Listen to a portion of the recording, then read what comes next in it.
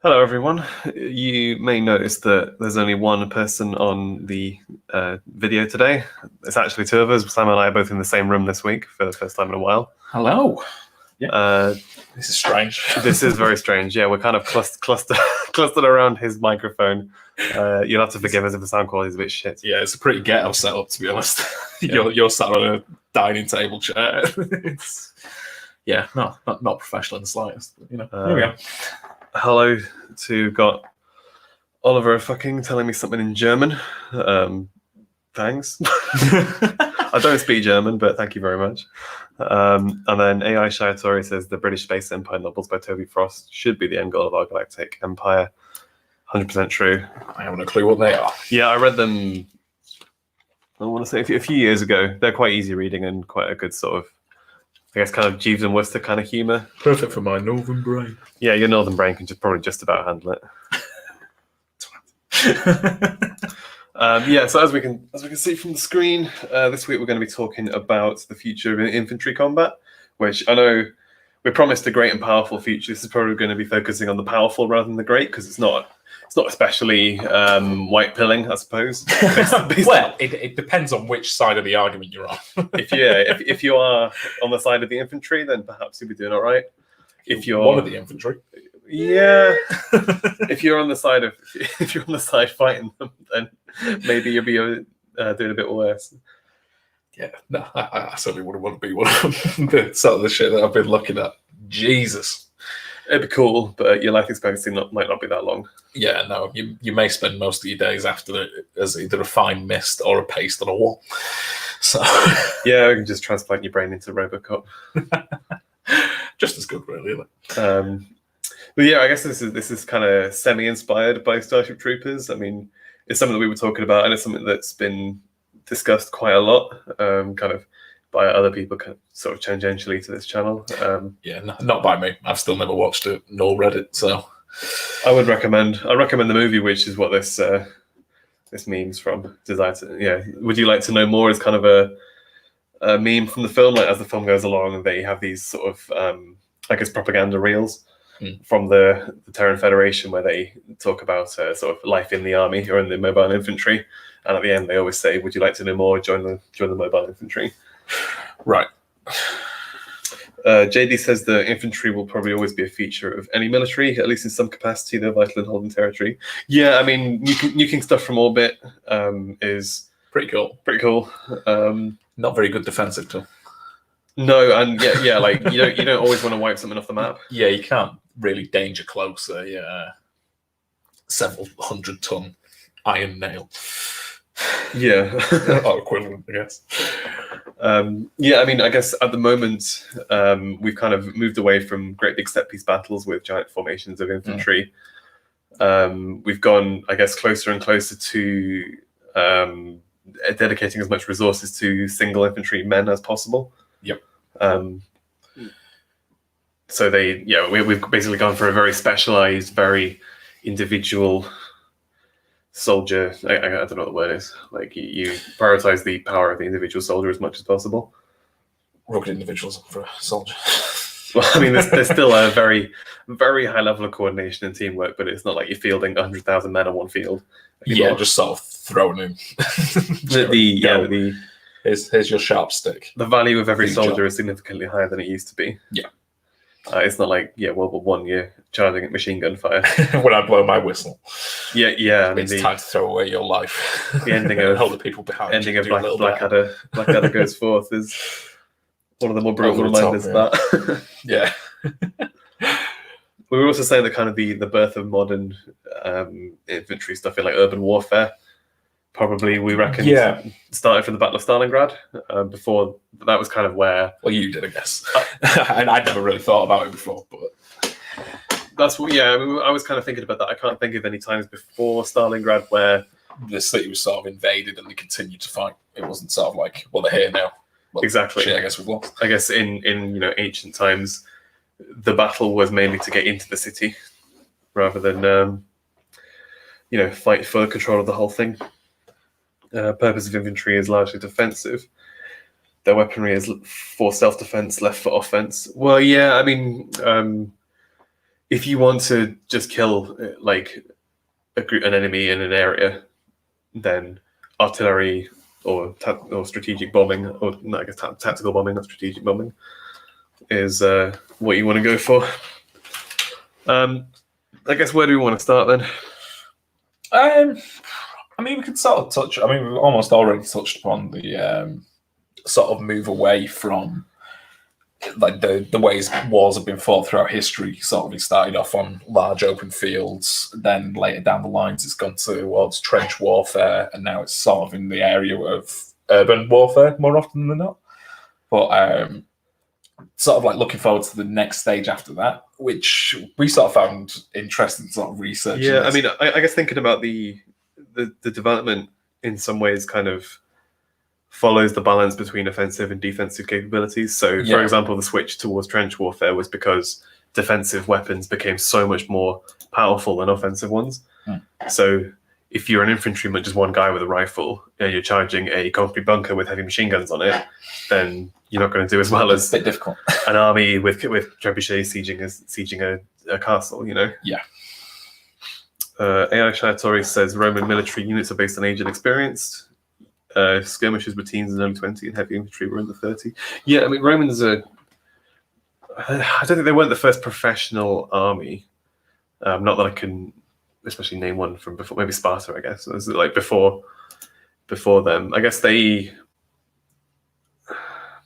kind of had tours of duty, but they were sort of you did 10 years of service if you were an auxiliary, and then after that you could do another 10 years as a legionary. Right. I guess earlier on they had the whole 3-line thing with the Hastati at the front, the guys in the middle, and then the Triarii at the back. It sort of goes from experience. You have the least experience at the front, and then it goes from more experience as they go back. So the ones that survive basically end up being the powerful ones. Fodder first. Yeah, early Roman Republic, meaning the first professional army. I have no clue. Yeah, I don't know. I don't know as much either. They were what? Take your word for it. They were near the beginning, I guess.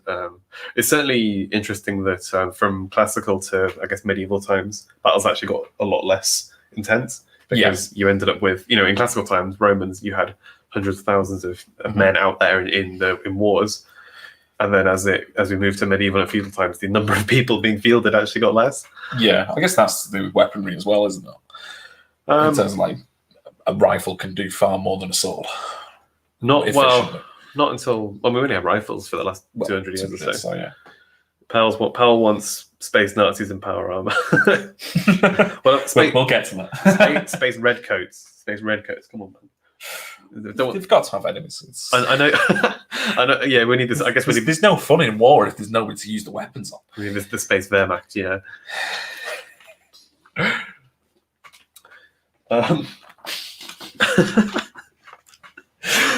can't remember where we were going. Yeah, I have no idea what we were saying. You threw us off with space Nazis, for fuck's sake. Yeah, I guess the idea of having infantry versus the idea of using artillery and airstrikes. I think they even justify it in the Starship Troopers book, where justify using infantry as opposed to nuking the area, because obviously in the Starship Troopers universe they have tactical nukes, which they use fairly liberally. But the idea is that rather than if you want to take over a certain area, you're not going to want to wipe it off the face of the planet. Exactly. More a case of nuking, get rid of people and then go ours. if you want to take in days gone by, I guess taking over a country also involved taking over the tax base. And the which I guess is another reason why sort of urban warfare wasn't potentially really there, because you don't want to be accidentally slaughtered. The US and UK are binning off tanks. Is this appropriate? I've heard rumours of that the UK are going to sell all our tanks.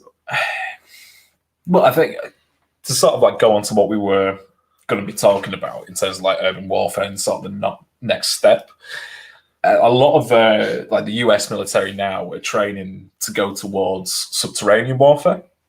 So like currently in like Iraq and Syria is pretty well known that they've got loads of tunnel systems, which they have fitted out with like medical bays, repair shops, all that sort of stuff. I'm thinking the first time this may have been because in Vietnam. Yeah, Like the Cu Chi tunnels in Vietnam were enormous. They had whole, not really a city, but close enough. They had whole districts kind of underground. I know in Japanese islands in World War II they had them as well. Was it Okinawa and Iwo Jima? Yeah, I believe so. And they basically just parked flamethrower tanks at the entrance. You're not coming in. Flamethrower troops, yeah. Well, no, the Americans did. Oh, right. Shot them inwards. We're coming in. Yeah, basically, yeah. Well, we could talk about bombs and drones later. Yeah, I'm sure we'll get towards it. Because they're fucking terrifying the way that they go in. Yeah. Tanks, I guess, are useful.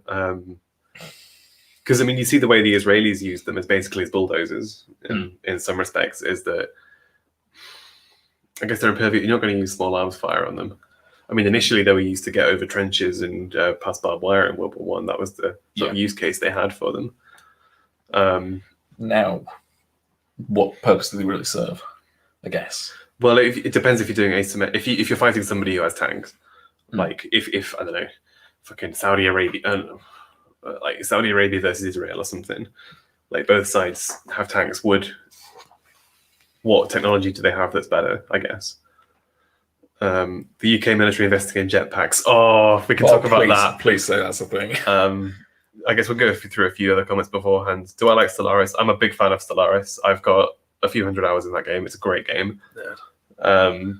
I played it with my brother as well. We've done multiplayer. So, I mean, if there's enough demand, I might do multiplayer on this channel for Stellaris.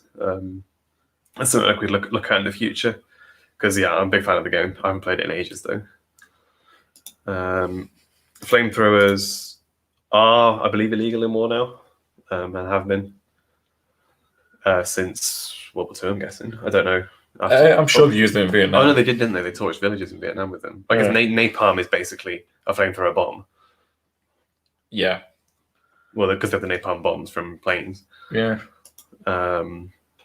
Yeah, I mean, the jet, we can have a... Okay, this can be the first thing we look at, so if I... Oh, wrong screen.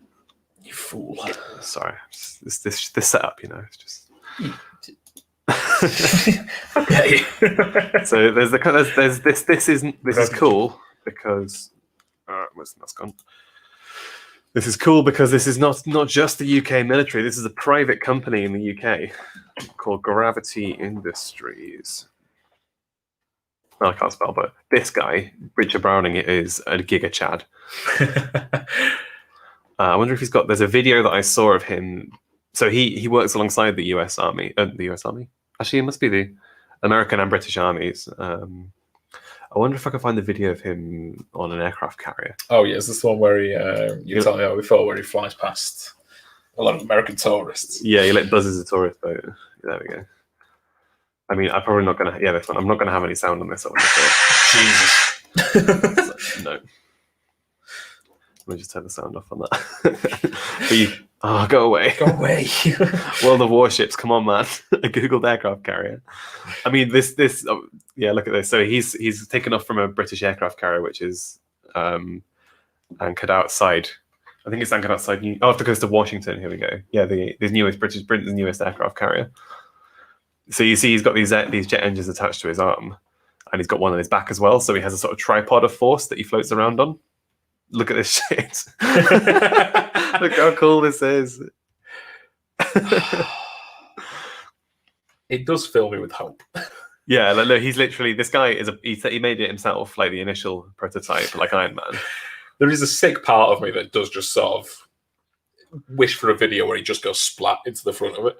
Yeah. But he's literally... It's just to show that this sort of thing is possible and it can be done by private individuals. Yeah. Like, he literally just built the first one himself with a couple of jet engines that he bought. Shoot, just like in a shed or something. Yeah, literally. And then now he's kind of made it into a company, which is now... And he's starting a racing league for these things. So they're setting up like inflatable sort of like arches, which they can put in a lake. All right, yeah. So it's sort of like I don't know if you've ever seen it, like the drone leagues they've got for like Red Bull. Yeah, exactly. Yeah.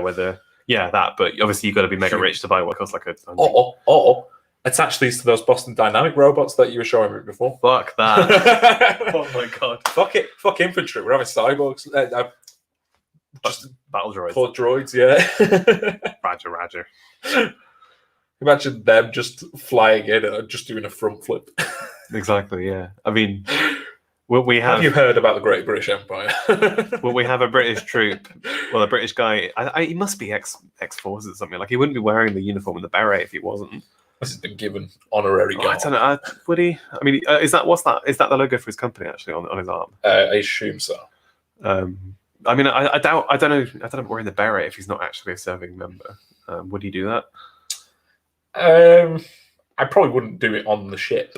Yeah, exactly. Yeah, you would have thought unless he was actually either a veteran or a serving member, then he wouldn't be wearing it. What's his name? Richard Browning. Yeah. But yeah, the idea of a British service member taking off from an aircraft carrier in a fucking jetpack. Yeah, that is the logo of his company. Is just such a cool idea, and like, it just, again, this may not have direct military applications, but it's just sick to see the technology in action. Yeah, and as a proof of concept, Mandalorian in real life. Yeah, definitely. Yeah, I mean, I think I heard this kind of on the grapevine, sort of as a rumor that they hired this guy because he's been around a while, but he's only just got the prototypes and stuff working. That they hired this guy as a kind of consultant for the Iron Man movies to show how Iron Man would actually hold himself up with the uses a reference. Yes, he uses the reference with the rockets attached to his arm, because obviously when you imagine a jetpack, you imagine like a chair with a thing just on your back rather than with your hands as well. And I guess the idea of having the jets on your arms means that it's easier to kind degrees of stability. Yeah, exactly. That you can control it more intuitively as opposed to just moving a joystick. Yeah, you're basically giving yourself more choices when it comes to the axis that you can be. Yeah. And changing your gravity center. You don't have to like learn the controls, as it were. You just have to like point the thrust where you reckon it should go. Yeah, it's almost intuitive. Yeah, in a way. I imagine so. Anyway, I think you'll be able to get used to it quite quickly. That's the idea. I mean, he does they have a whole training course because it's all private. They just say pay us a few grand and we'll give you a training course. And they have a sort of tethered harness thing, which they use for the because I've seen a few YouTubers do it. Sort of YouTube inventors like Hacksmith and Colin Furze, those guys. Yeah. They've both done this with him. Living the life. I know, right? I mean, I think Colin Furze has the best life ever. Oh, he does, yeah. Hover bikes. Yeah. Bloody, yeah. Just the fucking bunker under his garden shed. Yeah. Whole Buster suit, all of it. When the zombie apocalypse hits, I'm heading to wherever. I don't know where he lives actually. It's probably wise. So somewhere south of it. I mean, imagine being his neighbours. With he's standing on the roof of his house. You just see the Hulk Buster just staring over, or just playing a flamethrower guitar at maximum volume off his roof. It's what you won't complain. That's not a man you mess with. Oh, he's got flamethrowers and fucking thermite launchers and stuff. Yeah, you don't fuck with that kind of crazy. But yeah, I mean, this jetpack stuff is really cool. It obviously, as I said, the direct military application isn't you can't obviously shoot with a gun if you're holding it. If you're holding a jetpacks. Well, so sort of what we were saying was if this was to come into it and sort of using Iron Man as a basis, the War Machine premise of sort of having cannons on your shoulders is probably better. Just have them AI controlled or somebody else remotely, or just use it as reconnaissance. All that, yeah. I mean, initially, the first. I want shoulder cannons. I want shoulder cannons and grenade launchers that get launched from the back. The first biplanes of World War I were just used as reconnaissance, and they were boring. Then they started dropping bricks out, like metal darts to impale people. And then in 20 years they had nukes. How time flies. I know, right? See a shout, sorry. He's probably already gone, actually. He'll be left thinking that you don't care. Oh well. We need red coat droids compete with powdered wigs and Henry Martini rifles. Yeah. I mean, I can find that video that I showed you just now of the Boston Dynamics one. I think that honestly, it's simultaneously the coolest thing I've seen in ages, I would have to log into Twitter. and absolutely terrifying. It'll be on. It'll be on YouTube, won't it? Surely. Yeah, maybe. Yeah, Disney Parkour. Yeah, because it seems like Disney are hiring these robots to be like theme park attractions. Slash security. But yeah. So look at this. Look at this. Just imagine this coming at you dressed as Mickey Mouse. Yeah. Look at like this looks like something out of a Terminator movie. That's so cool. Dress that fucker as Superman. Yeah. Or like Spider-Man actually. Yeah. I mean, I've seen them doing flips and stuff off boxes and things. I never don't see them doing this. Oh, cool. That's like that's the leg then. Is it just the leg that they can do? I imagine so. Well, I guess like it's the same tech. It's probably easier to make and this is what we're talking about. Yeah, they have the backflipping one. It's probably easier to think about the change in direction and the like way up I am if you've got a built-in accelerometer, because obviously humans have the fluid in our ears. Yeah. But if they've got like a super accurate accelerometer, they can actually read the figures from and like accurately figure out which way up they are. Yeah. Then why not? Just that stance. Yeah, that look. That's the last thing I want to see before I die. Yeah. I don't want to even get through my final senses of holy shit, that's awesome. It's going to be jumping off a skyscraper towards you like that, just landing in a sort of Iron Man pose. Like, actually, that take me. I've seen all I wanted to see now. Yeah, there was a video of one being like poked around the shop. Yeah, they kind of like it was holding a box, and they were like hit it with a stick to make it wobble. I can't be the only one looking at it. Just going, no, don't. This will come back to bite us in 40 years time. It's got no learning capabilities from what I remember. Yeah, but the ones in the future do, and they'll go, look what they did. Look how they treated us back in the day. Give them access to YouTube. Yeah, you'll just take current day politics as an example. Oh God. No politics, please. Black Lives Matter. That's all we need to say. Robot lives matter. Yeah. Robot lives matter. Yeah. Where do we go? Anyway. Where do we go from parkour droids coming to kill us? I don't know. every plan that we sort of had has already disappeared. I guess the issue with well, I mean, we know that robotics isn't there yet. I mean, that obviously, as cool as that looks, we know that's you're not getting them hunting down anybody quite so soon. It's far off from being viable as a sort of combat thing. I guess we can talk about drones and stuff. Yeah, to be honest, I've not really done too much about drones. Well, we were saying that a lot of the reason why basically troops of the future are going to have a lot of problems because as automated systems become more powerful, they become better than humans. So if you have a drone, for example, I can't remember what it was called, but I saw a plan by the US military where they were essentially taking a leaf out of Captain America and Winter Soldier, having a drone with a facial recognition camera on it, and obviously a load of missiles. Then you just like release it, it flies around patrolling an area, and as soon as it spots somebody with a face on its list, it gets Obamaed. It just gets Obamaed, yeah. So it's like that sort of thing. As soon as, I mean, obviously facial recognition is getting better by the day. I'm sure they have they have cameras that can pick up somebody's face from a mile away. Oh, easily, yeah. I mean, we were also seeing today this rifles developed, which can, I think it was like 1.2 kilometers away. It can accurately hit a moving target with the sniper round. And then combine that with other rounds that we found out about where they're able to readjust mid-air. It's some scary shit. We are going to get to the point in drone assassins in the mid-future where it's going to be basically impossible to not miss. Yeah. So at that point, soldiers are going to have to basically start just piling on the armor because they're just always going to get hit all the time. Is that a transition into power armor? It is. Have we got? Do you have any links to something towards that? No. I'm vastly unprepared as per usual. Fabulous. Can you remember what it was called? The sniper rifle or the company? No, I cannot. Brilliant. I just remembered it was a thing. This is an extremely professional setup here. Oh yeah, Arch Warhammer talks about he does work in robotics. Yeah, I mean AI is. I mean, people's conception about AI and robotics is pretty whack. Like, Well, I think that's because like a lot of portrayal of it. It's certainly like sci-fi, and then you see like a certain aspect of it actually being replicated in real life, and you go, "Oh shit, here we are." The backflipping is obviously like a pre-programmed procedure. Yeah, it's not actively seeing that. It's not like, oh, I'll do a backflip and does a backflip. Just saying fabulous. When did I say fabulous? I don't know, but it was probably pretty gay.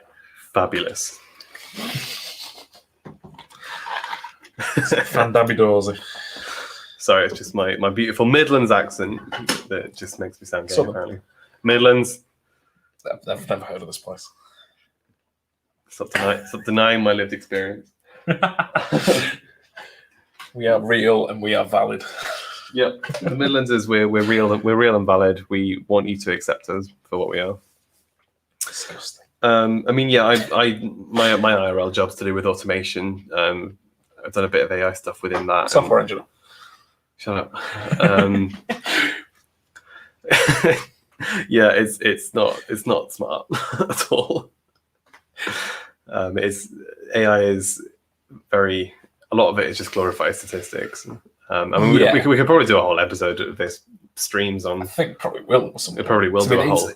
As clunky as it is now, it definitely has potential. Looking at it from certainly a layman's point of view, I have some experience with it, but yeah, very, very limited and very low level. But it's like the sort of stuff which I've seen just in terms of. It's definitely a new way of looking at things. It's a new way of looking at things. It's a new way of programming things. It's still a very like machine learning, that sort of thing. Artificial neural networks is still quite recent, really. I don't think. Yeah, I don't actually know when the research has been taking place. I'm sure it's been theorized for a while. Yeah, but to be as widespread as it is currently and becoming more so. But it is very much a corporate thing where companies will say, "Oh, we used AI to do this," when in reality they just did some fancy statistics and. Yeah, they pumped some numbers into it and he went, yeah, probably this. Yeah, because it doesn't give you a yes or no answer most of the time. It gives you a probability of each possible outcome. Yeah, wants to do weightings. What? Lord Honor fucking said, I'm assuming he's talking about the Midlands. He's saying that it's like Middle Earth. It's filled in part by a race of people who want to destroy us. What have you got against the Midlands? It's beautiful. We might be talking about Birmingham. I mean, apart from Birmingham and Coventry, those places can be carpet bombed for all I care. I'm talking about the lovely places like Stratford-on-Avon, Stoke, Warwick. That's all right. I'll take your word for it. I mean, that's North Midlands. South Midlands is fucking beautiful, and you should all go. I feel like you've got something against the North. Bloody barbarians. Or that's the South. That's the South. Yeah, I don't know why I did that. Well, yeah. So we were talking about, as JD says, that soldiers will essentially have to get good. Yeah, because they're going to get hit all the time by automated weapons. I mean, although to be fair, I feel like automated weapons are currently pretty banned, but as we've learned, military treaties don't tend to last. People don't really seem to listen to them. No, I mean, even talking about sort of like what's coming in the near future in terms of like replacements for the current day armaments for like the American army. It's like replacing the, I think it's still the M4 carbine is the sort of go-to weapon. I believe so. They were talking about rifles which are kitted out with target and facial recognition. Yeah, so you use your sight, and then it, in the same way that an iPhone camera highlights people's faces, it'll do the same thing. Yeah, and then be able to track good guy, bad guy as well on top of that. So you can. I feel like that could get a bit racist. So just like with the Americans, it'll just target everybody as enemy. Yeah, how can I figure out who's an enemy? Like I said, it'll be pre-assigned targets, I assume, because if you're sending in infantry as like a hit squad, it'll be to take out specific people. I suppose, yeah, because you could have it where you've got a database of all the US military personnel. Then it would have to basically match it against all of those. Yeah. But I mean, that's several million people. Yeah. But then in those weapons as well, they were on about just changing the round from the NATO rounds, the 5.56 to 6.8, just because it's like, well, people are able to wear body armor, like Kevlar armor, against these, and it just gets absorbed. No, we're going for proper. We're going for piercing rounds in this regard. We're here to kill. We don't care about any of your NATO treaties. Yeah, I mean, NATO doesn't. Well, the Americans don't fuck about, and NATO is basically America's bitch, and always has been. Aside from, well, I mean, we talked last week about Germany taking a lot of energy from Russia, which kind of invalidates a lot of the point of NATO. Yeah. Yeah, I mean, I guess we can talk. I mean, on the point of bloody armor, we can talk about power armor, I guess, a bit as a concept. Go on, I know you're dying to. Well, I mean, well, have you got anything better? No. I thought so. I've already glossed over everything I researched in about 5 minutes. Yeah, I mean, I guess what do you want if you're going to improve? If you're going to invest in improving an individual infantryman, what would you do? You would increase their ammo capacity. Yep. So how many rounds they can carry with them, and also how many rounds they can put in their gun. Mm-hmm. You'd increase like literally their physical strength and endurance. So there's already you can have this written down somewhere actually. Wait. Is this the Talos stuff? Or? Yeah, I think this one was called the Lockheed Martin. This is like a Lockheed Martin program where they built these like it's kind of like a harness for your legs. Yeah, which helps you climb hills and stuff. Useful. How I spelled? Yeah, okay. Just see if it was E A. It was the Onyx. Yeah. This one. Yeah.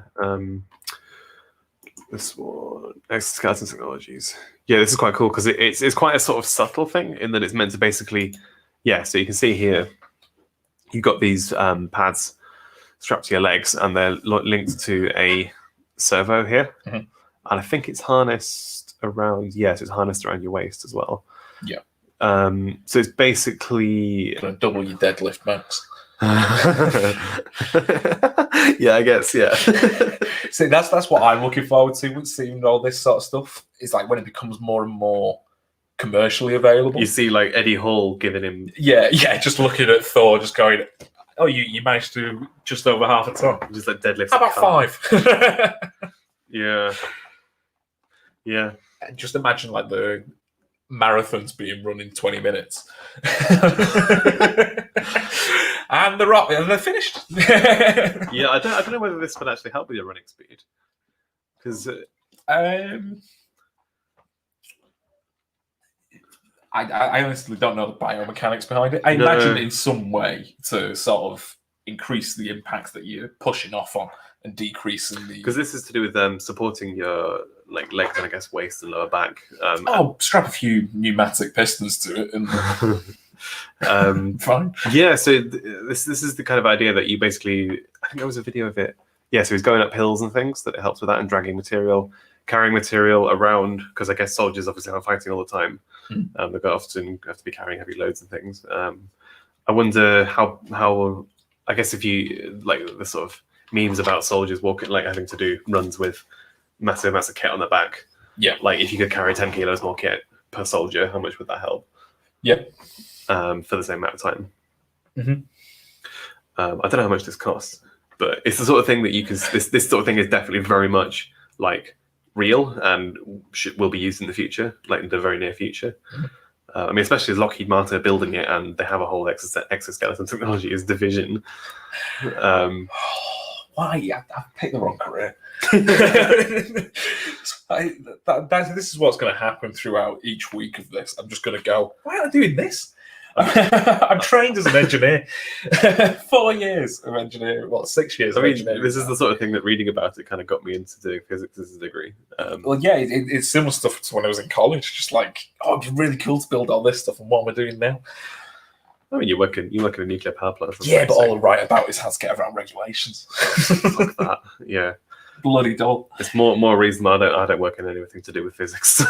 Yeah. Exactly. So.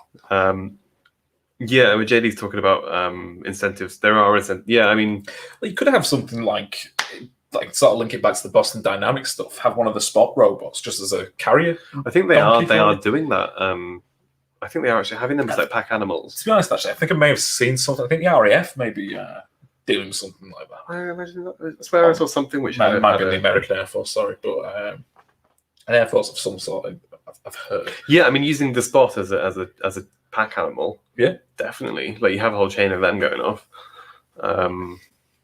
I don't know how are they controlled? Is it remote control, or do you just tell it to go to destination? I'm sure there's you'd be able to do that. I mean, getting it to move is far more difficult than a GPS thing because you can send drones via GPS. So you I just have your spot. You just have your base, your military base set out, and then you'd say, "Oh, I want."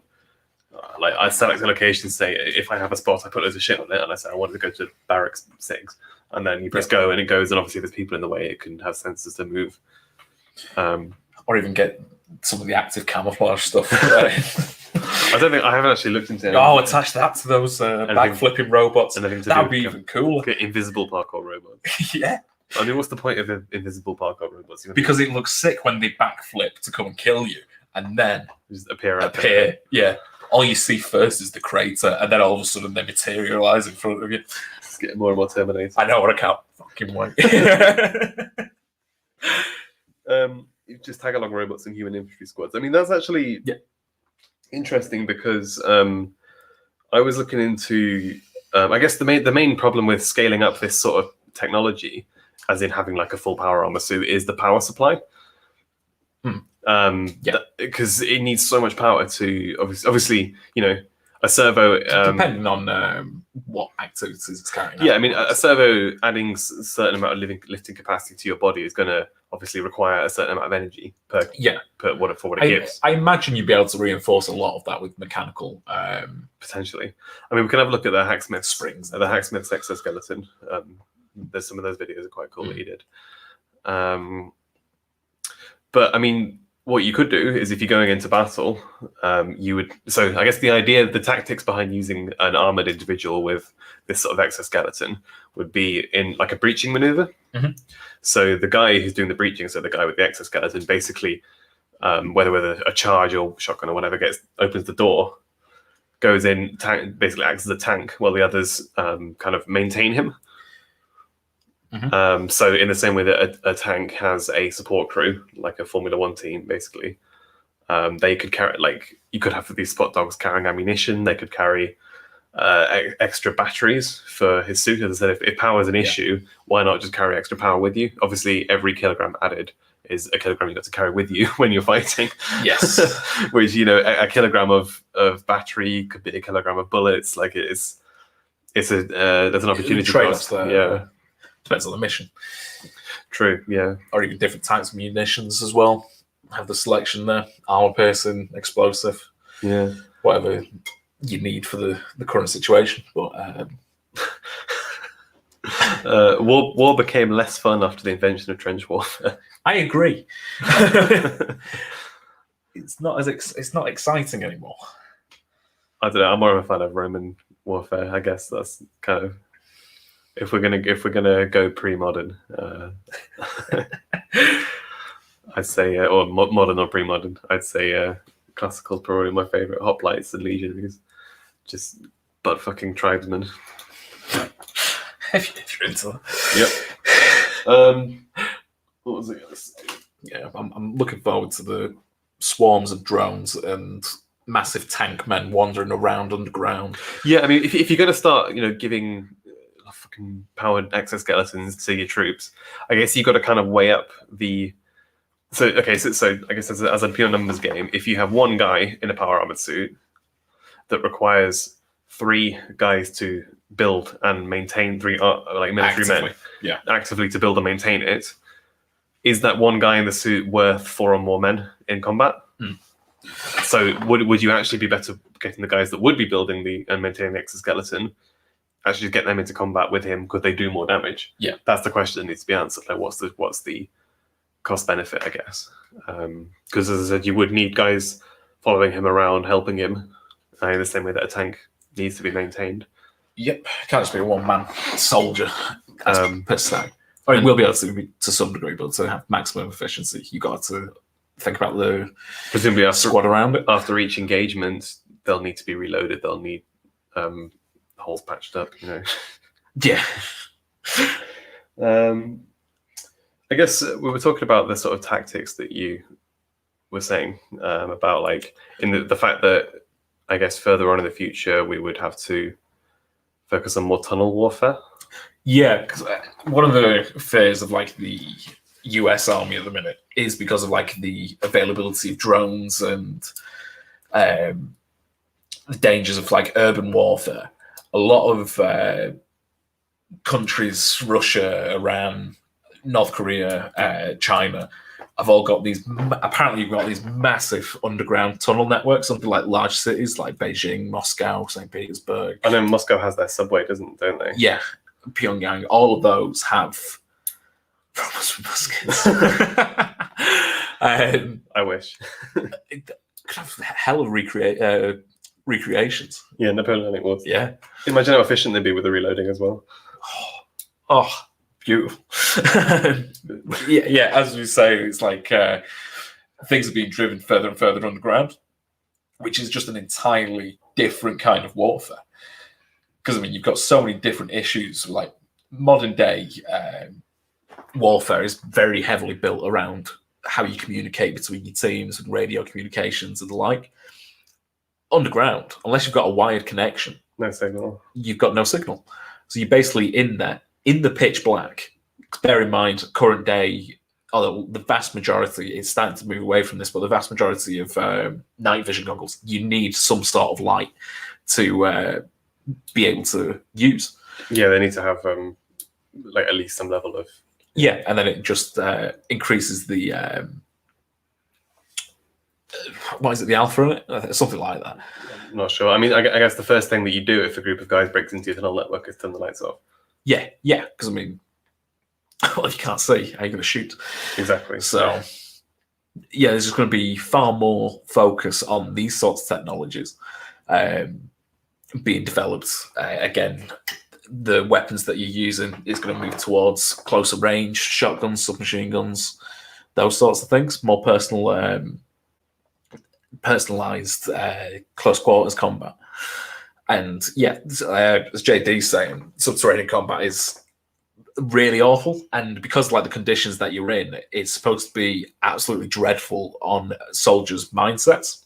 I mean, if you see the World War One tunnel warfare, that's probably the worst place to be in history. I can't think of a single place. Yes. Like I guess a single theatre of battle. Yeah.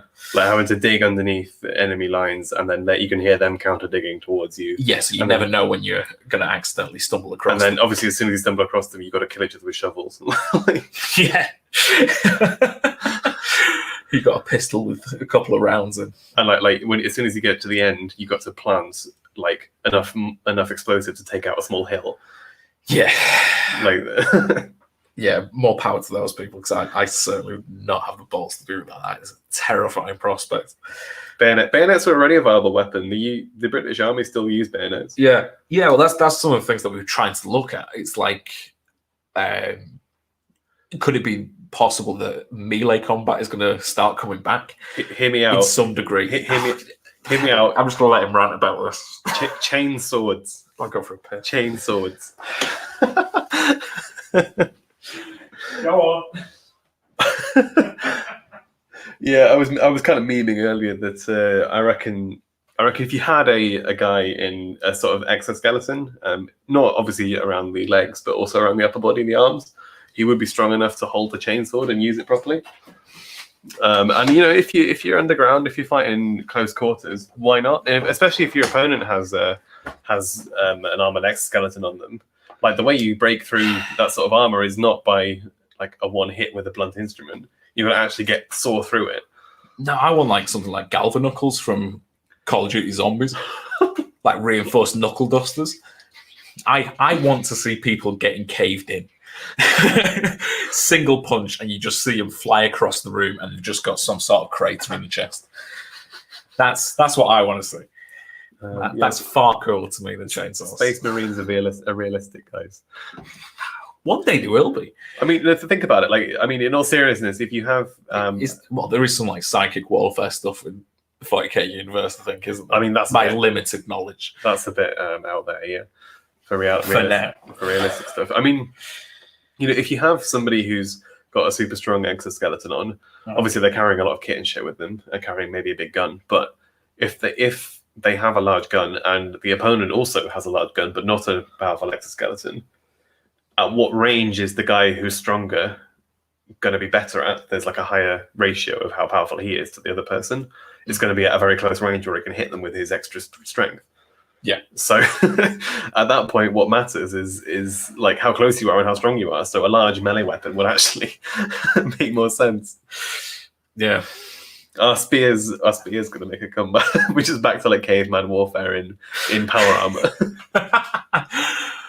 Just big clubs. That's what we're wandering around with. I guess well, you can't really do it. You can't really do a hoplite formation. Depends on the tunnels. I mean, some of the systems that I've been reading about, they're almost like small towns. Yeah. In terms of like the complete with shops, repair facilities. With Moscow, it doubles as the subway network. Yeah, I think this was more talking about China's. Right. Yeah. Like they've got the capabilities to deploy tanks, to deploy planes and missiles directly from these tunnels. Yeah, planes I think might be a bit of an issue, but yeah. Unless it's like a motorway tunnel, what's that thing? Sort of a bit like reject modernity, embrace tradition. Start throwing rocks at each other. Yeah, rocks in power armor though, more or less bullets. It's anarcho-primitivism. We've returned to the top. We've returned underground. This is the perfect fusion of transhumanism and anarcho-primitivism. It's techno-primitivism. It's just like some weird sort of horseshoe in between. It's horseshoe theory, but on the technological axis. Yeah, it works. Time ebbs and flows. I'm deploying planes. I guess how would you do that from an underground network? You'd have to basically have a motorway tunnel, but you flatten the central barrier. I'm imagining it like Thunderbirds. Well, you do like Thunderbird too. With the soldier again, with the helicarriers coming out of the ground. Yeah, something like that. Just some sort of like, or even like the glider launches. Have you ever seen one of those? No. If you go into like a, can we Google this? And it's not very interesting, but it's almost like a big slingshot. Oh right, like an aircraft carrier. Yeah, I could imagine it like that, just like carrying it throughout the tunnels, and then launching it out of the other end. Maybe that's what Muskies do with his hyperloop. yeah. Well, I was thinking in sort of like a similar way. Yeah. What's the potential for disintegration rounds? It depends on what you mean by disintegration rounds. Yeah, I mean, we were talking about. Oh bloody hell! Jesus, that's right. It was a loud system noise. At least we're getting in there. Yeah, we had some technical problems with the sound before we started this, but it seems to be working now. Don't jinx it. Yeah, so like we were talking about various different. I guess you had a whole list of different weapons that were being developed. Somewhere, yeah. Lost in there. Don't know whether you can find it again. Yeah, well, I was also looking at the. Well, we'll talk about sort of like lethal things. Yeah. But they were talking about. I mean, to some degree, you could talk about the lethal things, just scale them up, and then they're pretty fucking devastating. Yeah, I mean, the larger the bullet, the more damage it's going to do, and yeah, that's. I mean, we talked about magnetic. Yeah, there's the metal storm. I guess we can try and find a video of that. So this, I guess, if I find a video, explain how it works. Yeah, so it is going back a while for me to remember off the top of my head, but it's basically the rounds are all lined up, and instead of like your traditional trigger system where you've got the hammer hitting the back of the round, the gunpowder ignites and it sends out the tip, and then you release the cartridge. Basically, each individual one has a it requires an electrical impulse to it to trigger it. So rather than the hammer hitting the back of the round, it's just an electric signal to activate it. So obviously the electrical signals can travel a hell of a lot quicker than the mechanical spring systems can. Yeah, so it's literally just the way that you trigger it's still the same kind of rounds, it's just the way that you trigger the round to make it fire is different. Yeah. So you use an electrical impulse to kind of spark it and shoot it off. Yeah, but they'll all be lined up in the barrel, so you won't have something like a clip magazine. Actually, so we are returning to muskets here, in that they are. Do you know what? I was going to circle back round to that. they're breech loaded. They're getting put in the front of the gun rather than in the bottom in the magazine.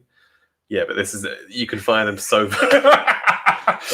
That's apparently 1,000,000 rounds a minute. Okay, it's just a cannon blast. That's all it is. Yeah, it's like a shotgun cannon blast. Yeah, so this is 100. This is 180 rounds. Fired at 1,000,000 a minute. Basically, an instant. Utterly annihilated. So if you want disintegration, again, yeah, we were discussing earlier like how this we didn't think this would be something that you'd give to a soldier to carry. To be honest, like thinking about it now, you probably could. Because with a lot of the systems that you're going to be taking out, because of I'm doing this all the time from my head, but all the systems that you're taking out, the firing system in the weapons at the minute is bulky, it's heavy. With this, all you need, when it was like seeing the original show on this, it was saying how you could just hold the barrel, and as long as it's filled with rounds and you just have a button on the top, you could fire an AGAPF. That's like the first guns were basically like that. Yeah, so it's like that. But if you still need everything else around it, you could focus more on the shock absorber and things like that. So the recoil isn't going to affect you as much. So you could have something like a disposable gun. No, not even disposable.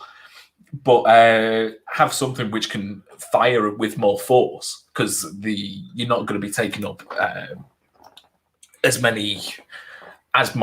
You use the changing weight to account for other things. You can put more targeting on it. You can do that. Yeah, you've not got the weight restrictions now. This is obviously if you had this as a personal weapon or even mounted on some sort of vehicle. Because I guess the issue is if you're firing 1,000,000 rounds a minute, if you want to fire for a minute, you need 1,000,000 rounds. So it's not much point in firing this fast unless you have enough rounds to keep it up. Because it's more about sending a message. If you want to turn somebody to mist, then yeah, this is what you do. And who doesn't? That's the entire reason they built the GAU 180. Yeah, well, that's turning tanks into scrap metal, which is bloody impressive. Favorite story ever of how they had to build a plane around a gun. They built the gun first and went, right, we need something to carry this. Yeah. Here you go, A-10 Warthog. But the thing is, if you had this mounted to a helicopter or something, this metal storm thing, like, because obviously it is an anti-personnel weapon because you're not firing very large, very large rounds. It's not going to be armor piercing. No, but I see no reason why you couldn't extend it to larger rounds. Well, I guess the larger rounds take up more room in the barrel, so you have to have a bigger barrel, like a longer barrel. Yeah, but you'd also develop some sort of loading system as well. You need a loading system that goes at 1,000,000 rounds a minute. Yeah. Because, I mean, obviously you just have multiple barrels, I suppose, like this. You just add as many barrels as possible. Because I guess that's the advantages of if you see, like, ship-mounted rocket launchers, they have, like, fucking 12 barrels. Yeah. Like, because obviously with rockets, you can fire... I guess this kind of makes it work in the same way that a rocket works, in that you can fire all of them at the same time. Like a volley rather than burst. Yeah. So I guess as a sentry gun or a helicopter mounted or vehicle mounted, this would be. I think in terms of like personnel weapons, I guess how do you improve a rifle? I mean, you could use the same technology rather than having a physical hammer striking the round and firing it. You could just use the electrical impulse to fire the round. You could, with sort of like going back to what we were doing, you could reduce massively the amount of, you just reduce in weight. Because then, as you were saying, if you have these sorts of tank people going in front of you in power armor, you could then have these people carrying lighter and lighter weapons themselves. Yeah, to carry more, to help out more. Yeah, I think like a knight and some squires, basically. Yes, yeah, more or less. That's pretty much exactly what it sounds like. So, I guess so. What? So if you have a standard modern rifle, Mhm. how do you go about upgrading it? Because obviously we've come a long way from like arquebuses and muskets through bolt action rifles to gas powered rifles to what we have now. Yeah. How do you step up the game even more? So you have this electrical impulse system to actually fire the round itself. Mhm. That reduces mass. It probably would reduce jamming because there's less moving parts. Yeah. It's as you say, more reliable. You did make a good point before of saying you probably don't need to fire the rounds as quickly. So you could still have the sort of spring-loaded magazines that you do currently, and sort of still have that system in place, but you've not got everything behind it. So I'm saying chuck in bigger shock absorbers so you can have bigger munitions firing out. We're going to end up with bolters, aren't we?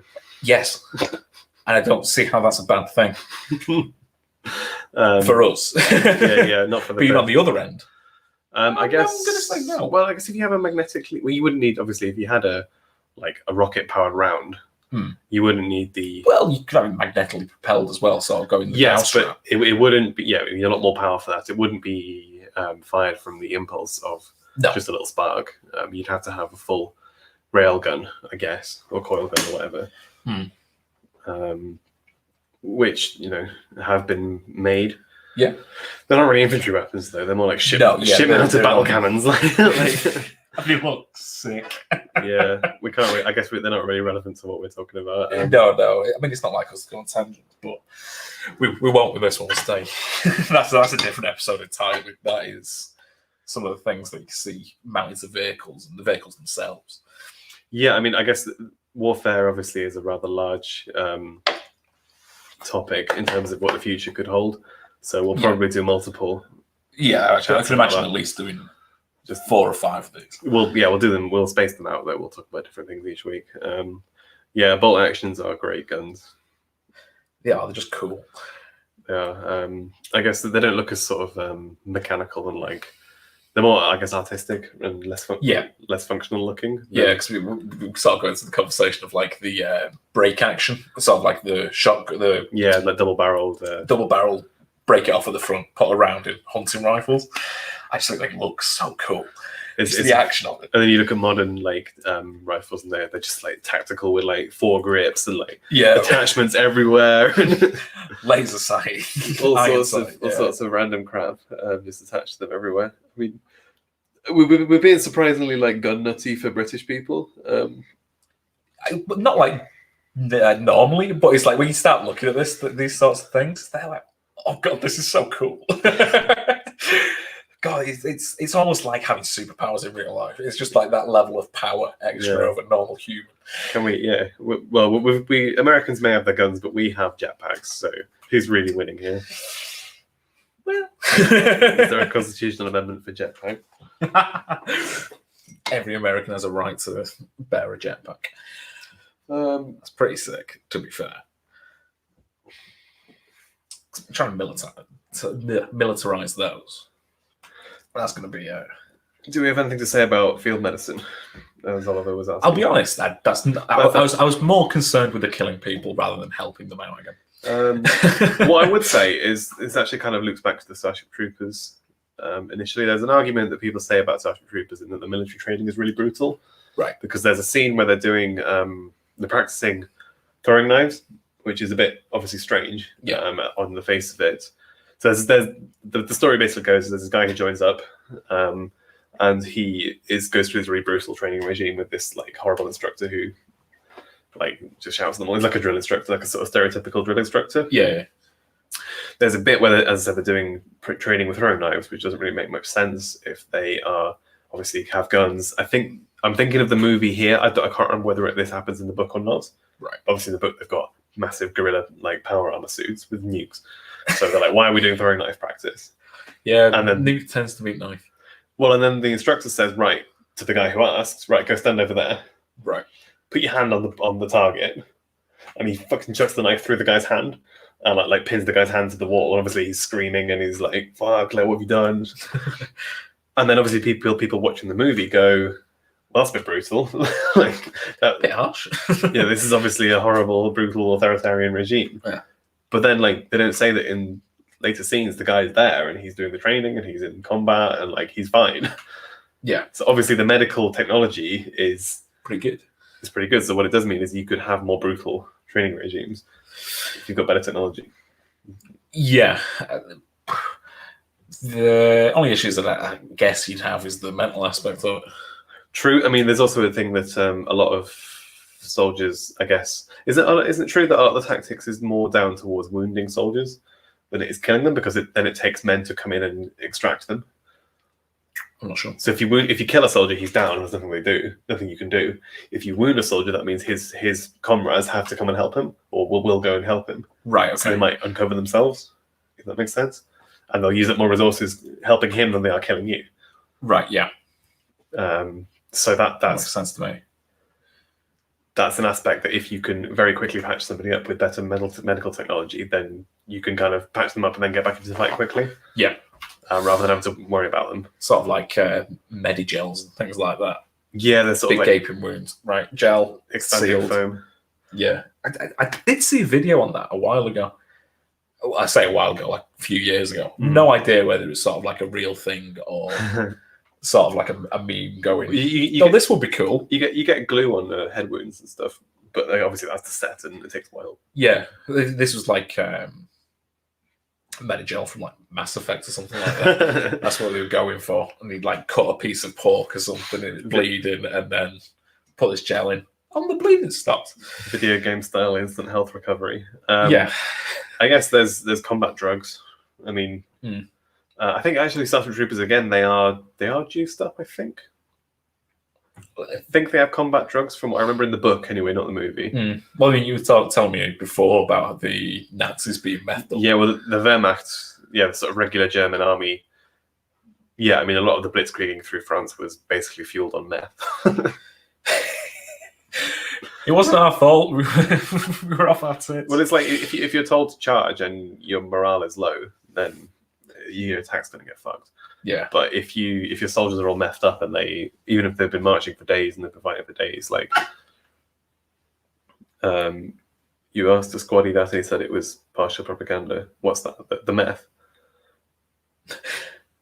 Having said that, he and his squad were forced to patch up a Taliban fighter when he was wounded. Yeah. Obviously, yes, it's a sort of common thing that people say, but it seems to make sense to me, even if, there's no reason to doubt the fact that if your comrade is shot, then you're going to help them if they're screaming. Yeah. Or you're going to want to help them at least. I was going to say, your training should be to first protect the rest of the squad. Yeah. Like, if you have to sacrifice one guy, then obviously it's brutal. That's what he signed up for. Yeah. Ultimately. It's not like a cutthroat way. But the fact that you're going to want to do it means that it's more likely to happen.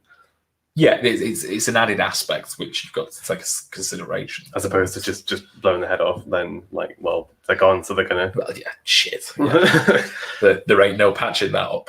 They will carry on fighting as it were. I mean, obviously demoralized slightly, I guess. Yeah. I don't think you're coming out of that feeling happy. Exactly. What else was I going to say? Yeah, I guess one thing about because you were saying about having the sight with the facial recognition on it.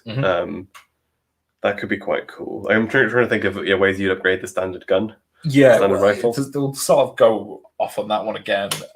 Sort of the other attachments which they're looking to put on there, it's to take into consideration, like weather conditions.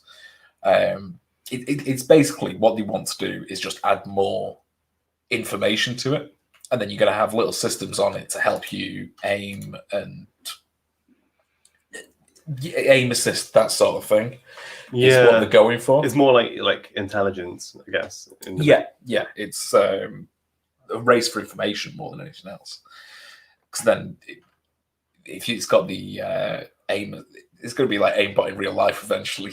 Like I sort of joked about earlier, but that seems to be what it's heading for. I guess how can you make it any better? You already kill people. The issue with targeting, because there's all sorts of things about having bullets that can readjust themselves mid-flight. Yeah. Which, I don't think is technically impossible. No, I mean they've already achieved it to some degree, but I imagine it'll have to be over long distances. For sure, yeah. I mean, you're not going to be able to do it like between me and you. It's what, half a meter? It's not going to be able to reach. Yeah, I feel like if you'd have to have some sort of rocket propelled thing with a massive gimbal on it, rather than I mean, for a sniper round maybe that would work, but from a sniper round, obviously the issue is what are you targeting? Like, how do you designate to the computer that is my target? Hit it. Facial recognition again. Exactly. Yes, but the person has to be facing you at that point. True. Because obviously we were talking about the was it the world sniper record is held by some Canadian guy, and he hit the guy from like, was it 4 miles, something like that? Yeah, some ridiculous range, and he hit him, I think, first through the rucksack and then hit him properly. Yeah. So like obviously initially the guy was facing away from him because he hit his rucksack.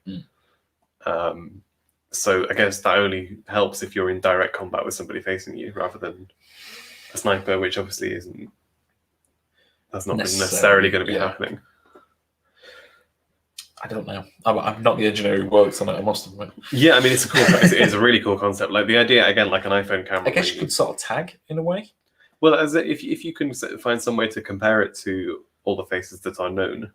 Yeah. And if you say, oh, this is an unknown rather than this is an enemy, then sure. Or just this is a face. Like, you might not spot a person walking past, but if the AI picks up something that's a face, then... Yeah, I was more thinking you could sort of like, when you're aiming, you can set it as like a target GPS-wise. So it's like it can take it positioning into account, its current position. You need to triangulate. You need to triangulate that because you can't do that just from.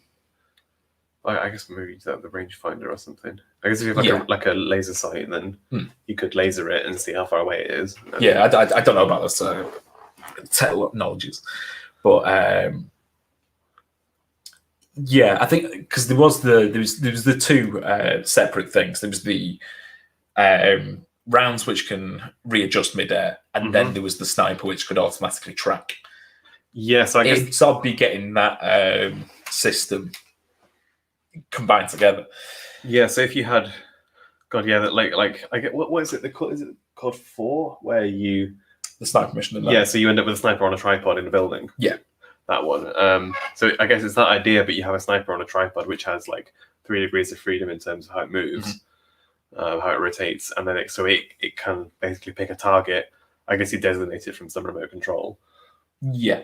And then you just leave it, and then anyone who walks past it just bang. I guess the scary aspect of that is if you then attached it to, say, a drone in the same way that, as I said before, you had like missiles and you'd bomb them.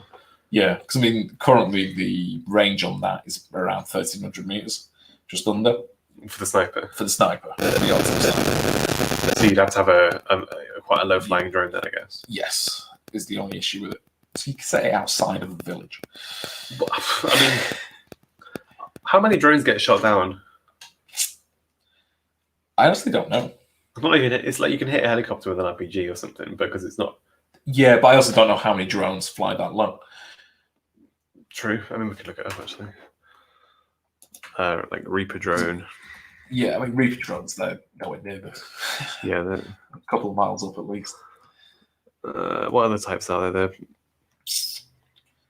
UAVs, I guess, but they're designed just for reconnaissance. It's I don't know how. Yeah, I mean, this is not going to be that much information. I mean, obviously, if you have a range of 1.3, we say 1.3 kilometers. Yeah, 1.3K. You're going to have to be lower than that, obviously, otherwise you're only going to be able to hit the thing directly below you. Yeah. So you're going to have to have a decent-sized drone to mount a sniper rifle that's capable of firing that far too. True. So, I mean, would you have it in the same way that the GAU-8 is built as a plane build about it? You wouldn't build. Obviously, it's too much like force moving it around to. Yeah, because then you've got to have all the technology to stabilize it from there and be able to do withstand the impacts of the recoil as well. Because the recoil is going to be huge. Massive, yeah. But yeah, snipers are not light weaponry. I'm just imagining the sort of shit. Ooh, watch out! I'm imagining the sort of dystopian scenario of you got these drones flying around which have sniper rifles underneath them, and just like a list of faces. And as soon as it sees one of those faces, it just puts a bullet through it.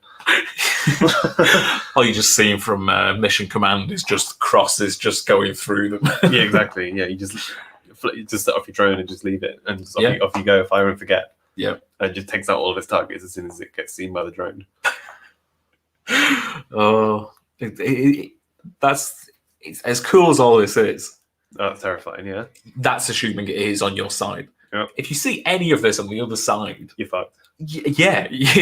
Well, you wouldn't even know. You wouldn't see it, is the point. It's going to be there like, right, I'm just going to wander for some groceries. Bang. Groceries aren't an issue anymore, but you might want to find your head 3 streets over the road. Yeah, we were talking about this as well, the future for non-lethal force. So funny you should say that. Yeah. Look at this baby for a phaser. See if we can find it, because this is a beast. I think it's like something like that. Personal halting. Yeah, that's it. Where's this? There we go. Look at that. This is sort of the first thing that I saw, which was like, yeah, that's a future gun. That's what I was hoping to see researching all of this. I think its main purpose was this one of the ones which was primarily aimed at blinding people. Yeah, so it's a laser. So similar to how protesters in, I think, Portland and Minneapolis are using laser pens to sort of. Oh, what was the phrase that they used? It made me chuckle because it was just like such a military distract. Yeah, it was like an ocular disorientation device or something like that. Yeah. It's like, we blinding you. You're not going to be able to see. But yeah, there's several sort of different versions of this which are being worked on. This is by far and away the coolest looking one. I mean, my God, look at that boy. Absolute unit. It's a chunky boy. It is a chunky boy. But yeah, this isn't even a lethal weapon. Yeah, this is a... Yeah, this is just to, disrupt. It's, this is not... I guess you'd have to get a headshot, though. Like, I don't... Well, you'd have to hit the eyes. Well, exactly. Or around, with the way the lasers are. I guess you just have to keep it traced. Like, it's not like a gun where you wait until they're in your crosshairs and fire. You have to just keep it on them. Yeah. Rather than like trying to just target them once, you have to like keep it tracked on somebody's face. And obviously, if you've got a crowd of people, it's not much use having just one guy with a gun like that. Yeah, so that's what I was saying, is strap this baby to again some sort of sentry turret with facial recognition to target people's eyes. So they just all sort of bang, bang, bang, bang, bang, bang. Yeah, so you have like a 45 people blinded in a matter of seconds. A crowd of people walking towards you. You have like very slight. You could even actually, thinking about it, have the lens of the laser made out of some sort of crystal, like a piezoelectric crystal. Right. Pass a different current through it. The lens slightly deforms and it moves where the laser's pointing. Right. Yeah. Rather than having it on a tripod or something. Yeah. So I'm sure it's more than possible. I mean, you see, go to a nightclub, you see lasers flashing about all over the place, like, and they work at blinding you as well. If you look at them wrong.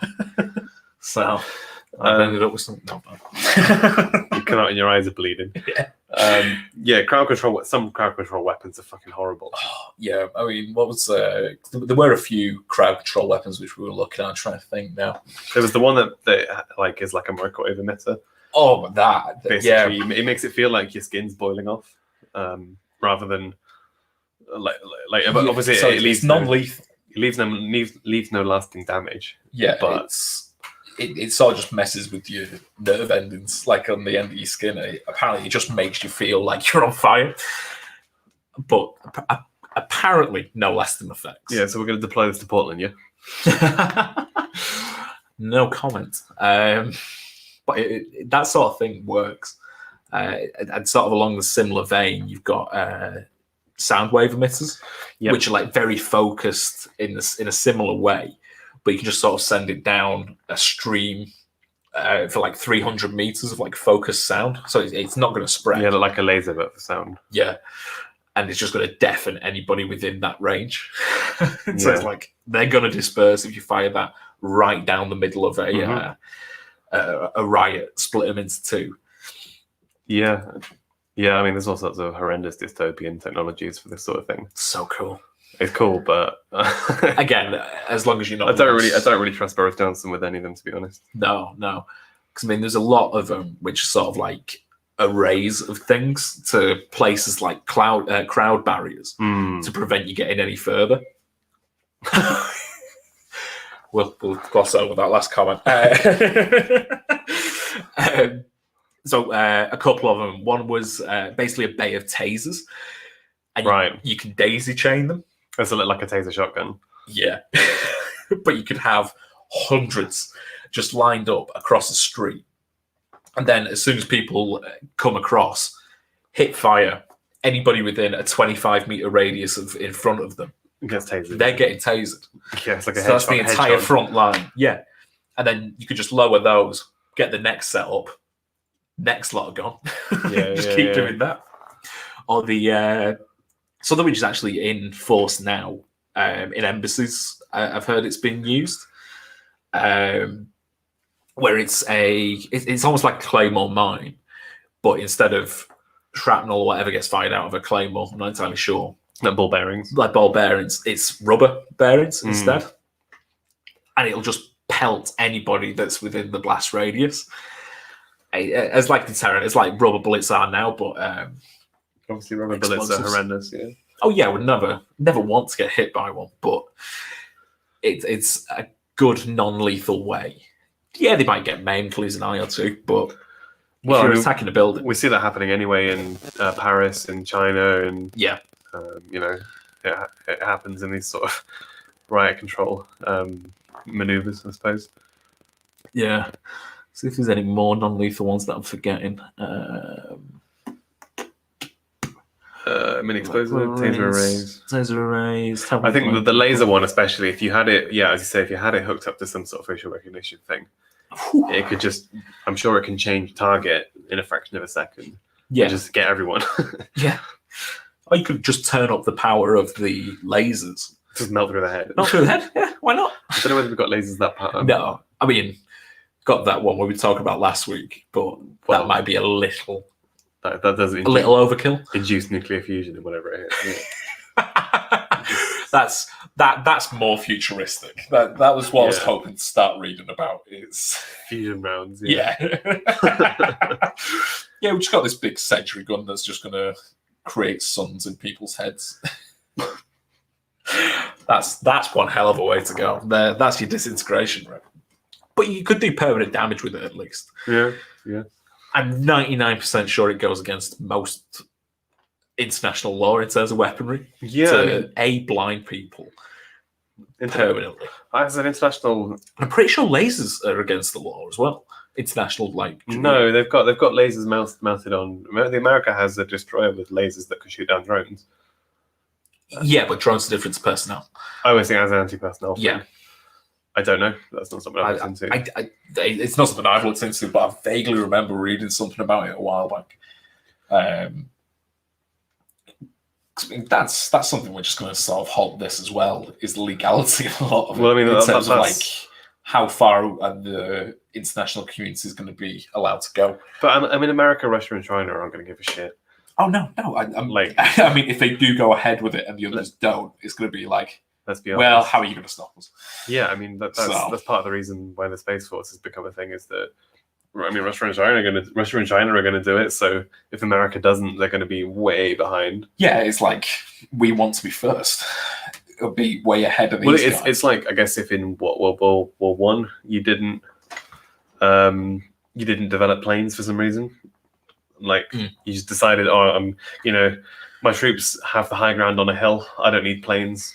Yeah, we're high enough. Exactly.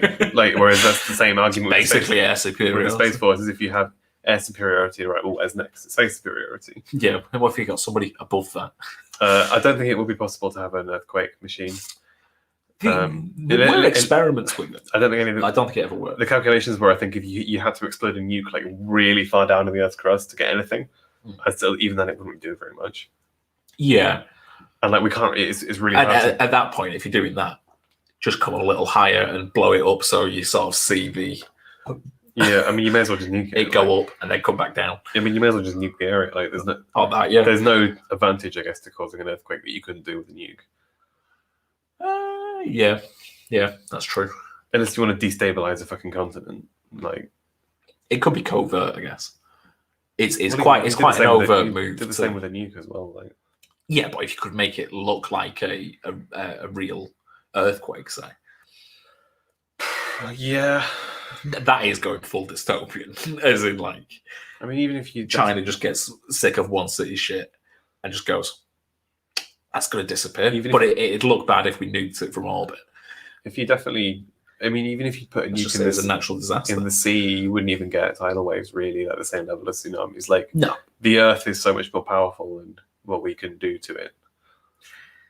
Like, we can wipe out all human life. Is that what it thinks? We can wipe out all human life with nukes, but like doing much damage to like the structure integrity of the planet.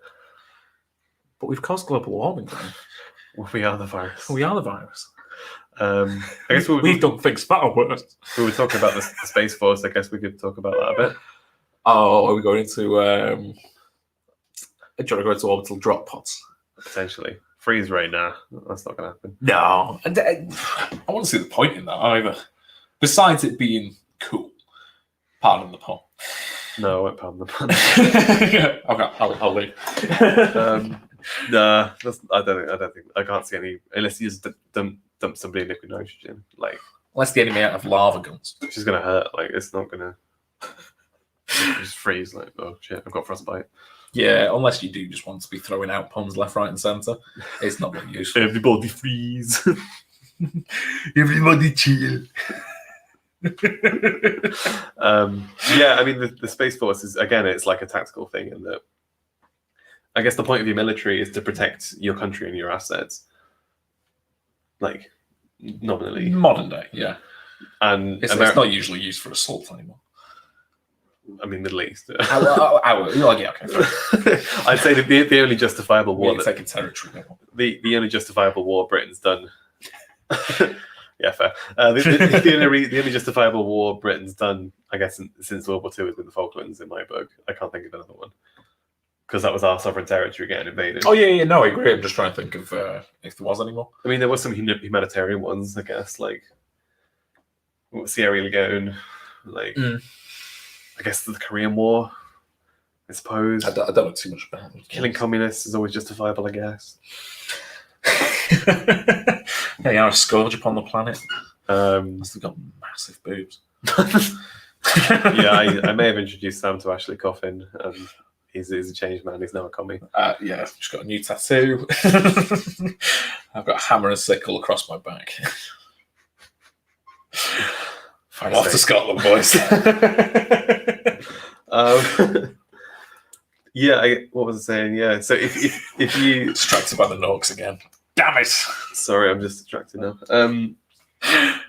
If you have control, obviously, as I said, they're a weapon of themselves. In tactical, tactical tits incoming.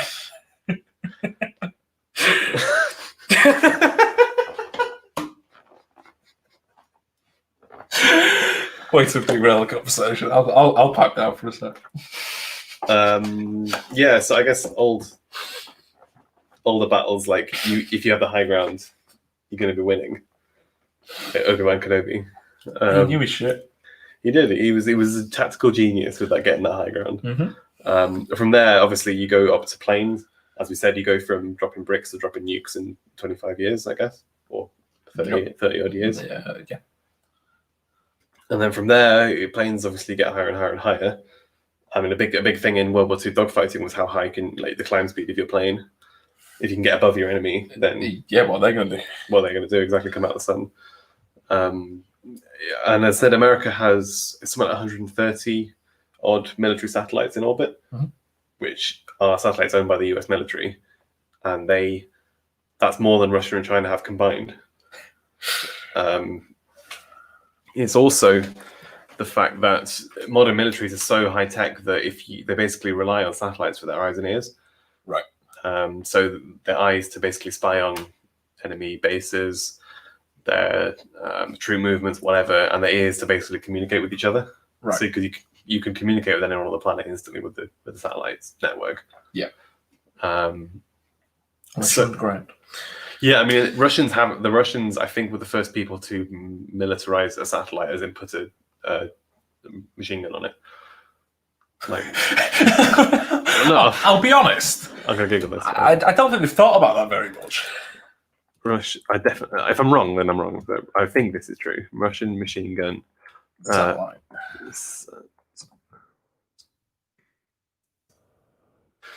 Satellite.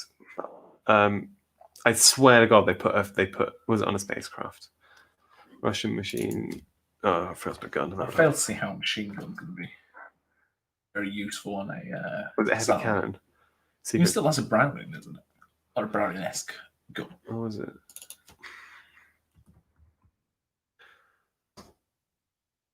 Maybe it was this then. Yeah, it was basically used to take. The plan was to use it to take out American satellites. Was it Soviet or Russian? Soviet Union's apparently. Soviet Union secret space cannon. Go away. Yeah. Actually fired a cannon from an orbiting space station. Oh, it's from a space station, then not from a satellite. I was close enough. Yeah. So this was basically the idea was to take out American satellites with this. Obviously, if you go into orbital speeds, muzzle velocity of a gun is not anything near to how fast you're traveling. Yeah. Obviously, if you can maneuver into the same orbit as a enemy satellite, then I guess the difference in speed between the two of you is very small. Your relative velocity is very small, so you can't actually shoot them. But you have to be very close, and you have to be very, still in the same orbit. Otherwise, gravity's going to tug the bullet out of the way. I just think it's hilarious, to be honest. They're always thinking. Browning 23mm cannon. Yeah. Designed for a supersonic bomber. Jesus. What the fuck? I don't think that's my laptop. I think that's the website. Fair enough. We'll leave that on screen. So, look pretty cool. I mean, if this was done in 75, imagine what they've got now. What can we do now? I mean, they had. Militarizing. Could have lasers. Lasers will be better in space because there's no atmosphere to spread the beam out. I said that. Well, there's also no atmosphere to. If you're heating someone up with a laser, there's an atmosphere to radiate the heat away. So actually, overheating is a big problem in space because it's very hard to get the heat off your spacecraft. Where it's not an issue. It's planes and things. It's not transferred to it. Exactly. So KSP did teach that.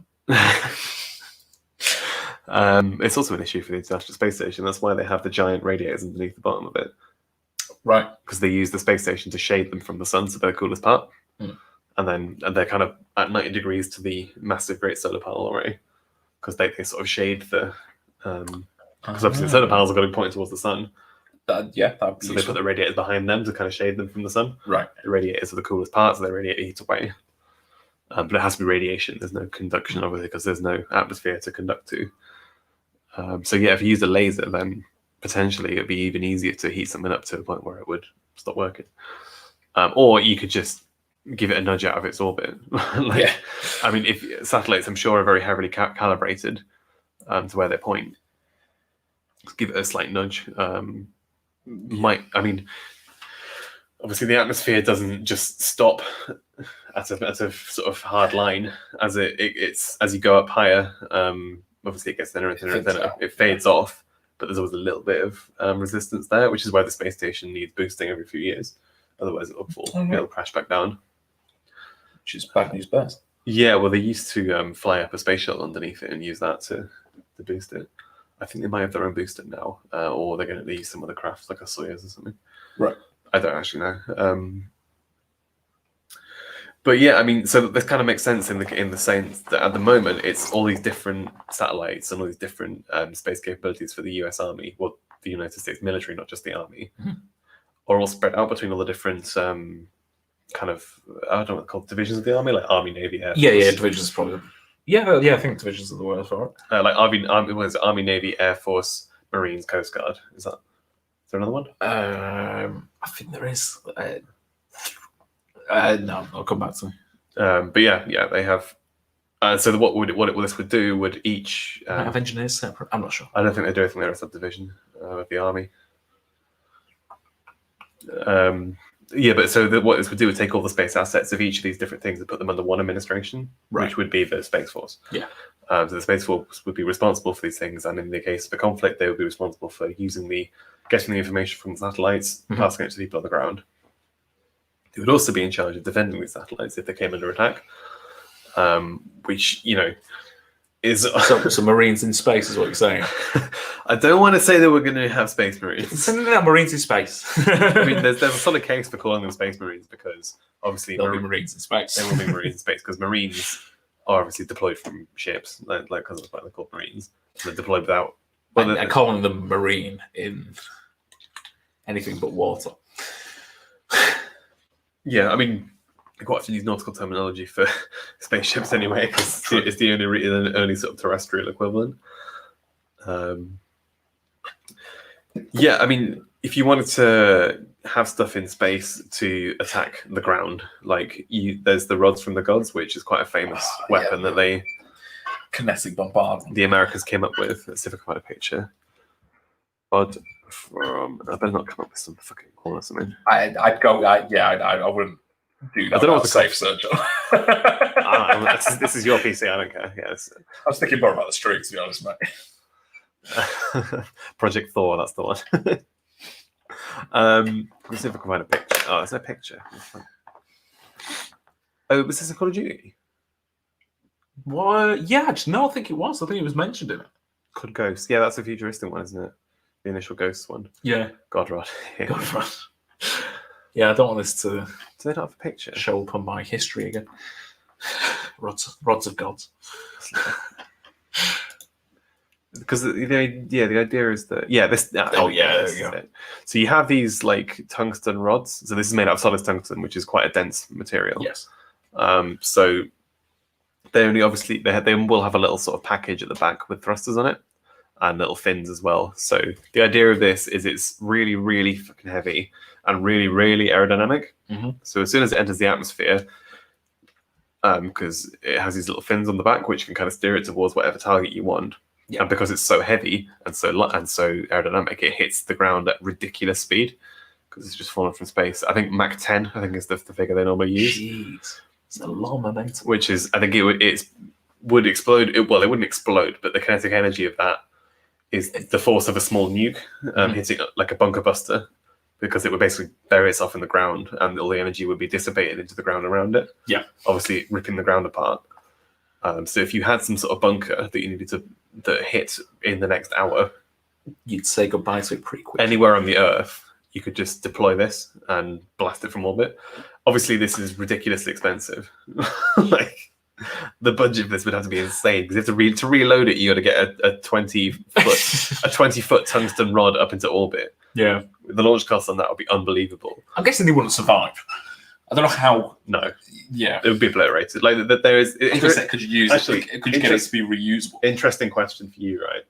Oh God. The moon, right? If you look, heard of it. Yeah. If you look at the moon on a night sky, you think, right? All the craters on the moon, they come from asteroid strikes, right? Yeah. Why are they all circular, perfectly circular? Because if you think about it, if you imagine an asteroid coming in at an angle, it should make a sort of egg shape, It's sort of like the travel. A sort of it should make a track along the ground. So why are they all circular? Because initially people thought they were volcanoes because they were circular, because it doesn't make sense from asteroid strikes, right? I don't know. I don't think of something. So there's a certain speed. Bounce off. That would still leave a sort of oval, I guess. There's a certain speed at which an object can travel where its kinetic energy is greater than its kind of binding energy that holds it together as an object. Right. So that if a rock hits the ground at that speed, it essentially disintegrates and explodes. Yeah. So that means it doesn't travel out again. All it does is explode in a perfect circle. Right. Okay. Because it's hitting the ground with such a force that the kinetic energy being dissipated from it rips it into pieces and is completely gone. Right. Okay. So it creates a circular impact crater. Ah. So that's also the weight at which you no longer need a warhead because the kinetic energy is greater than any warhead you can put on your. The energy of the mass is greater than the energy any warhead you could put on it. Right. If that makes sense. Yeah.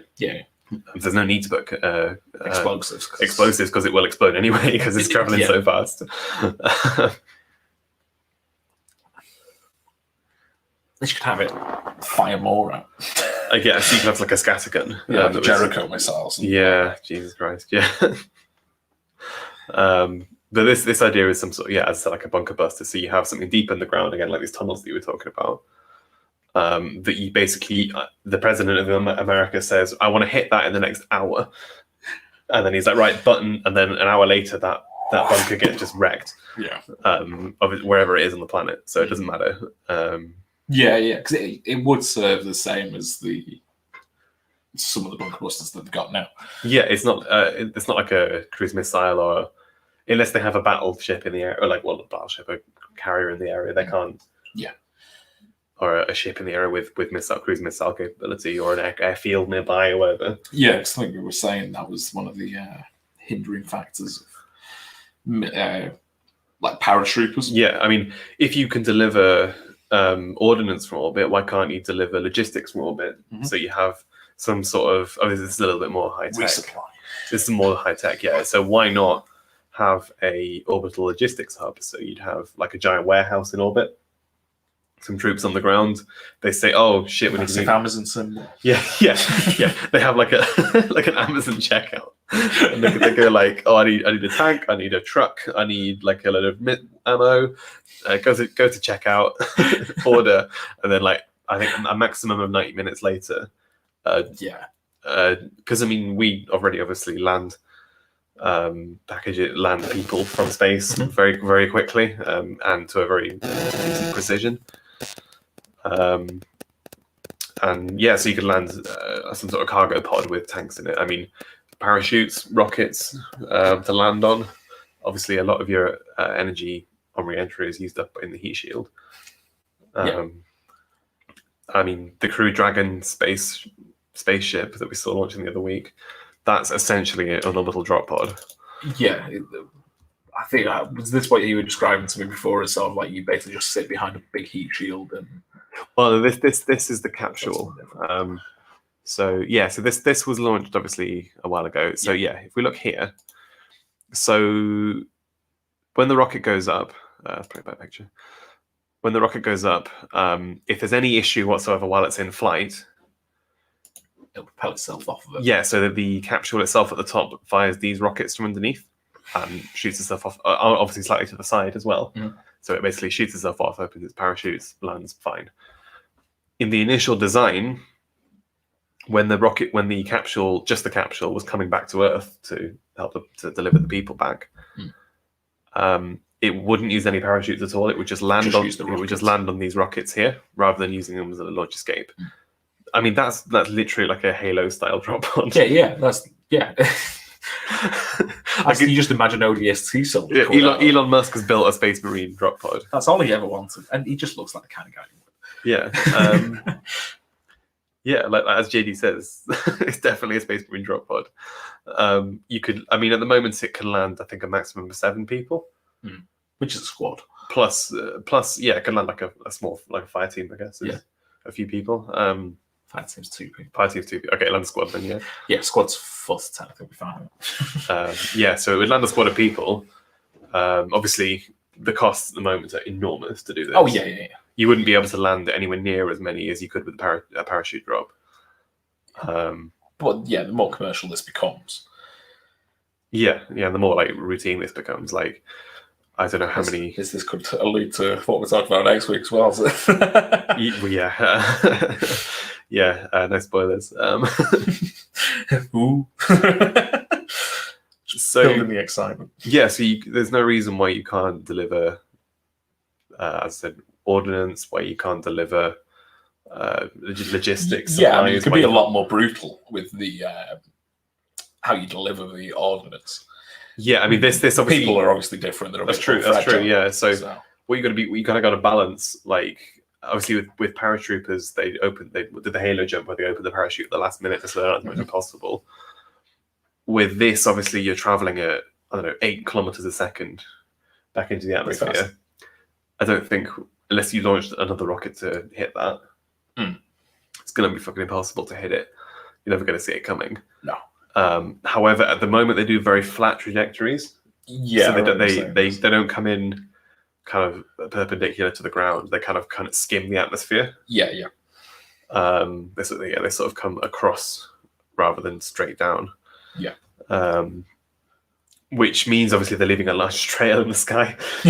What's that? What you would want is obviously the minimum time from orbit to ground, which means that you basically want to use up all of your energy as much as you can, as high as possible, and just drop straight down and land as efficiently as possible, obviously. Which means you want to be traveling as fast as you can right until the last minute where these engines fire and you land. But obviously, have it as a secondary one, which sort of similar to that, bursting off the top of it. You come out of it in a secondary pod, and you use that as sort of like a greetings card. Well, actually, you say that. We're coming. Bang! The opening scene of, the opening kind of passage of the Starship Troopers book is the main character in his power armor being shot out of his spacecraft in a magnetic cannon in a sort of pod. Yeah. Like a personal pod inside. He's in his power armor's in this pod. The pod hits the atmosphere and then it deploys various parachutes, one after the other in stages, which also A, slow him down, and B, act as a sort of decoy for anything on the ground that's using radar or whatever to target him. And then the pod itself splits apart and comes off him like an egg breaking. Yeah. And again, each of the different components are designed to have the same kind of radar signature as him. Right. Okay. Yeah. And so they act as decoys, and then he has a few parachutes that he fires one after the other, and then lands on his own personal sort of jump jets. So using parachutes is not, you don't have to use a parachute like you're just floating down like a leaf. You can just use small ones to slow down in the same way that the space shuttle did when it landed. Like it just used to bleed off just enough velocity so that it could slam on its brakes and not burst the tires or like break the runway or whatever.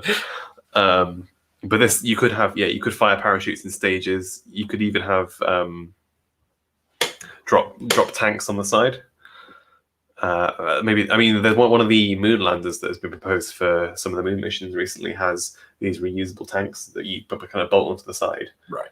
Once the fuel in them is used up, they're dead weight, so they get jettisoned. All right. Yeah.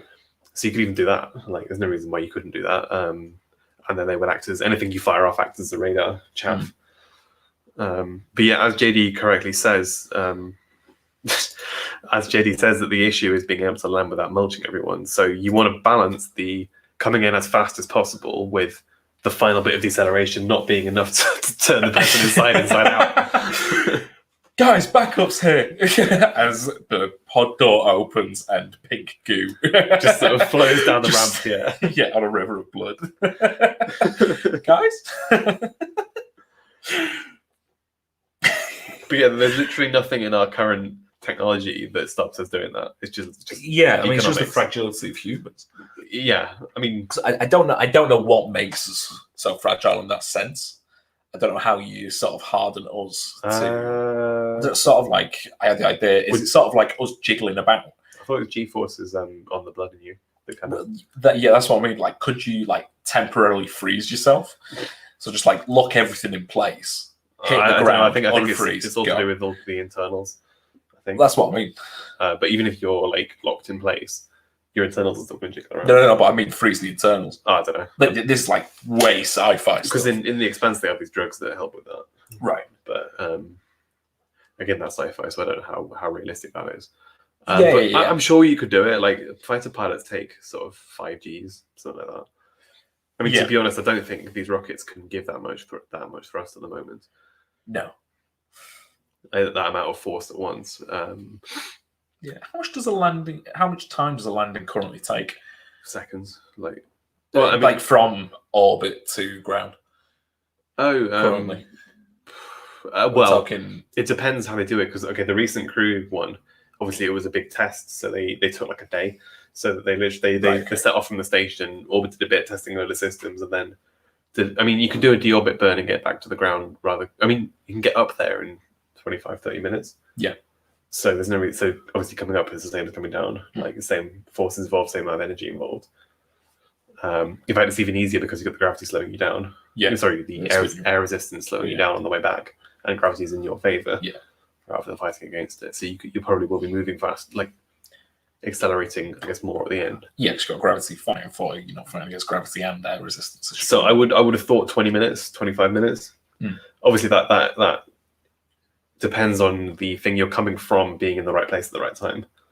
Yeah. If you got the planet in the way of where you are, you got to orbit round. But even then, like the ISS orbits every 90 minutes, so it covers the whole planet in 90 minutes. Yeah, would you not have to have it on some sort of? I'm not big on how orbits work. Yeah. But if you say you've got like you're going around the equator, more or less. Well, yeah. So you've got the longitudinal movements, how are you going to deal with that? You want to have. So you want to have your. Would you have multiple? I don't know how that would work logistically. So if you want to land like that, so you wouldn't have it on an equatorial orbit. No. You'd have it on an inclined orbit like the space station is. So if you're an inclined... Well, I guess actually, yeah, that was sort of a silly statement. If you were, say, a war with Russia, you're probably going to have it in some sort of orbit. Which I don't know, because if you wouldn't want to put it in geostationary orbit because that's quite high up. Yeah. You need quite a lot of energy to get down from there. So you probably would have it in a lowish orbit. But yeah, like a lowish inclined orbit. I mean, you would have to do some maneuvers, which is why you need some thrust on the pod. Some sort of maneuvering thrusters on the pod as well as the big ones to slow down at the end. I guess in the same way that large rockets need a lot of fuel and a big engine, is because they've got to shoot themselves up and fighting against gravity from the very beginning. Yeah. At this, you'd have to have kind of the same, in that you need a massive amount of thrust right at the end. Yes. Yeah. But obviously, with you can take off with a rocket at a thrust to weight ratio of 1 or above, right? Or above 1 to say, not 1 or above. But with this, you probably need like 5 or something to slow down really quickly at the end. Yeah, you just need that last burn. Obviously, that would give you 5 Gs of force on you if you did that, which would not be good for you. And obviously, if you have to go, then if you're immediately getting out and it's like, okay, wartime, boys. Well, I mean, paratroopers don't actually tend to drop directly into combat. No, they're still outside of it, but you're still expected to act. Normally, you drop like a load of them a distance away. They'd organize, sort of form up, and then attack as a unit. Cohesive unit, yeah. Rather than there's like a sort of portable army that you just drop somewhere that the enemy don't expect. You wouldn't do like Space Marines and drop them right on top on top of your enemy, and then they jump out and immediately fight it. I'm saying combine everything we've talked about so far. Yeah, I mean, look, chainswords are blazing. JD's talking about transhumanism and having. Yeah, I mean, the genetic stuff is something that I thought about looking into, but it's something we'll probably do a whole. I think that's so broad. We'll do a whole thing about that. Yeah. I mean, and there's so many civilian applications as well. It's not just military. Yeah, because to be honest, I was still in 2 minds whether it would be good to sort of go with like genetic engineering. Probably not get into eugenics, but I mean, you can. might dabble. I'm afraid to look at eugenics. Yeah. But then cybernetics on its own as well is a huge subject. So it's like, I don't know whether like that sort of human enhancement is so cool to think about. When you were sort of like describing June to me. Yeah. With like the advancements that they go through, and you've got like the noble bloodlines and things, which just sound very anime to me. But... yeah, it's very eugenics as well. I mean, does it not work? all right, Richard Dawkins. I didn't say it was morally good. I mean, work obviously depends on what you're trying to achieve. Exactly, probably would work, but that's it. I don't think you could breed extra organs into humans. I don't know, like gene splicing and things, maybe. Because it's got to be something in cows which makes them grow 5 stomachs. Just have something similar, but say, I want 3 hearts. Just, I don't know, mess with the genetic makeup. Because I mean, they've done gene splicing with like making rabbits glow in the dark with using the bioluminescence genes from jellyfish. So that's true. Why not? As growing an extra ear on a rat. Yeah. Because I mean, that sort of genetic engineering, you could do anything. I want to see like humans with the bodies of gorillas. I think that'd be sick. And by people, I mean me.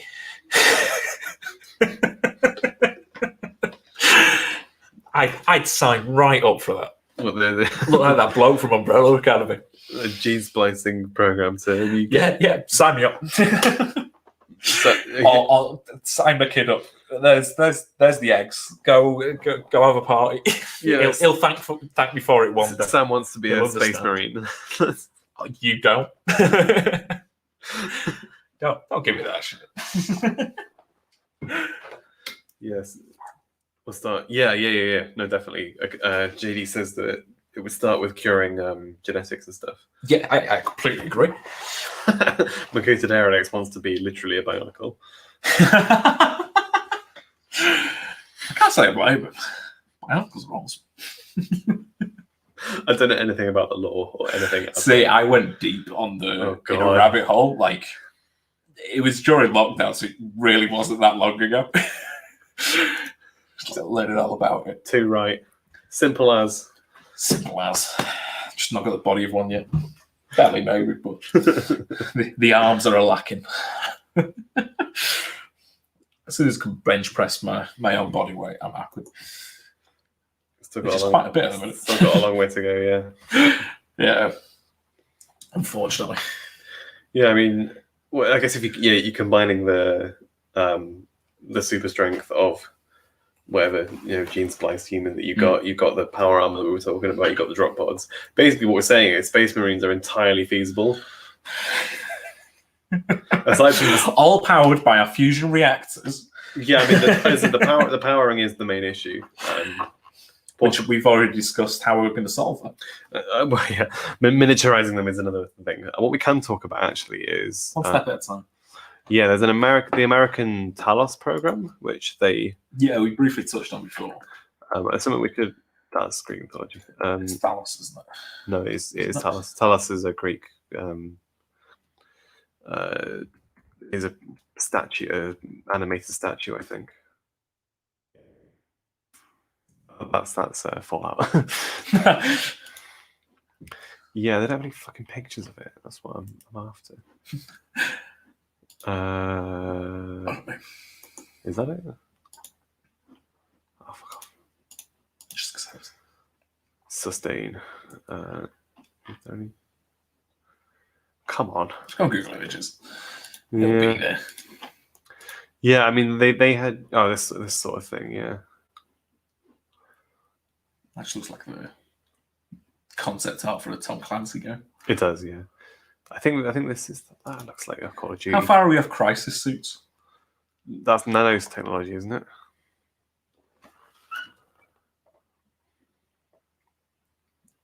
Nanotechnology, isn't that Crisis? Yeah, but Vision. Oh no, that's an actual military expo thing, isn't it? That's not a Call of Duty game or something. That looks like a bike. That looks like a bike helmet. This sort of thing. Yeah. So the idea is that they have all these ballistic, this sort of ballistic plates. They have mechanized sort of exoskeletons. They have sensor packages on the helmets. Again, this sort of thing. Yeah, this sort of exoskeleton thing. Sort of stuff that links the helmet with a gun and that sort of thing, so that you can have sort of optics, that sort of thing.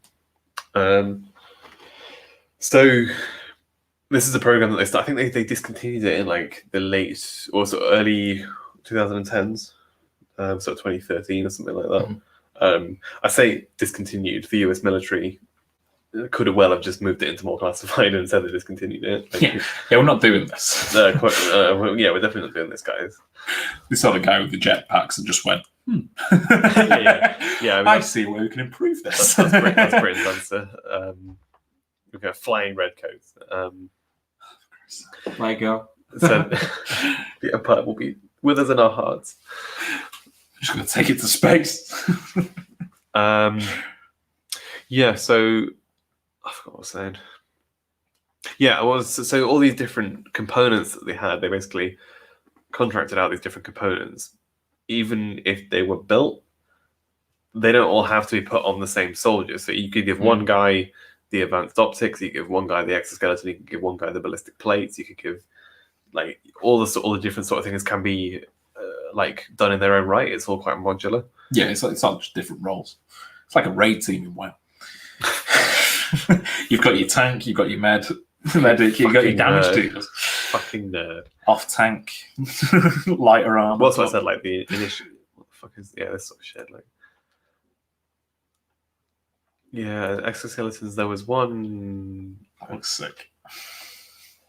There's one called Land Warrior as well that they also did.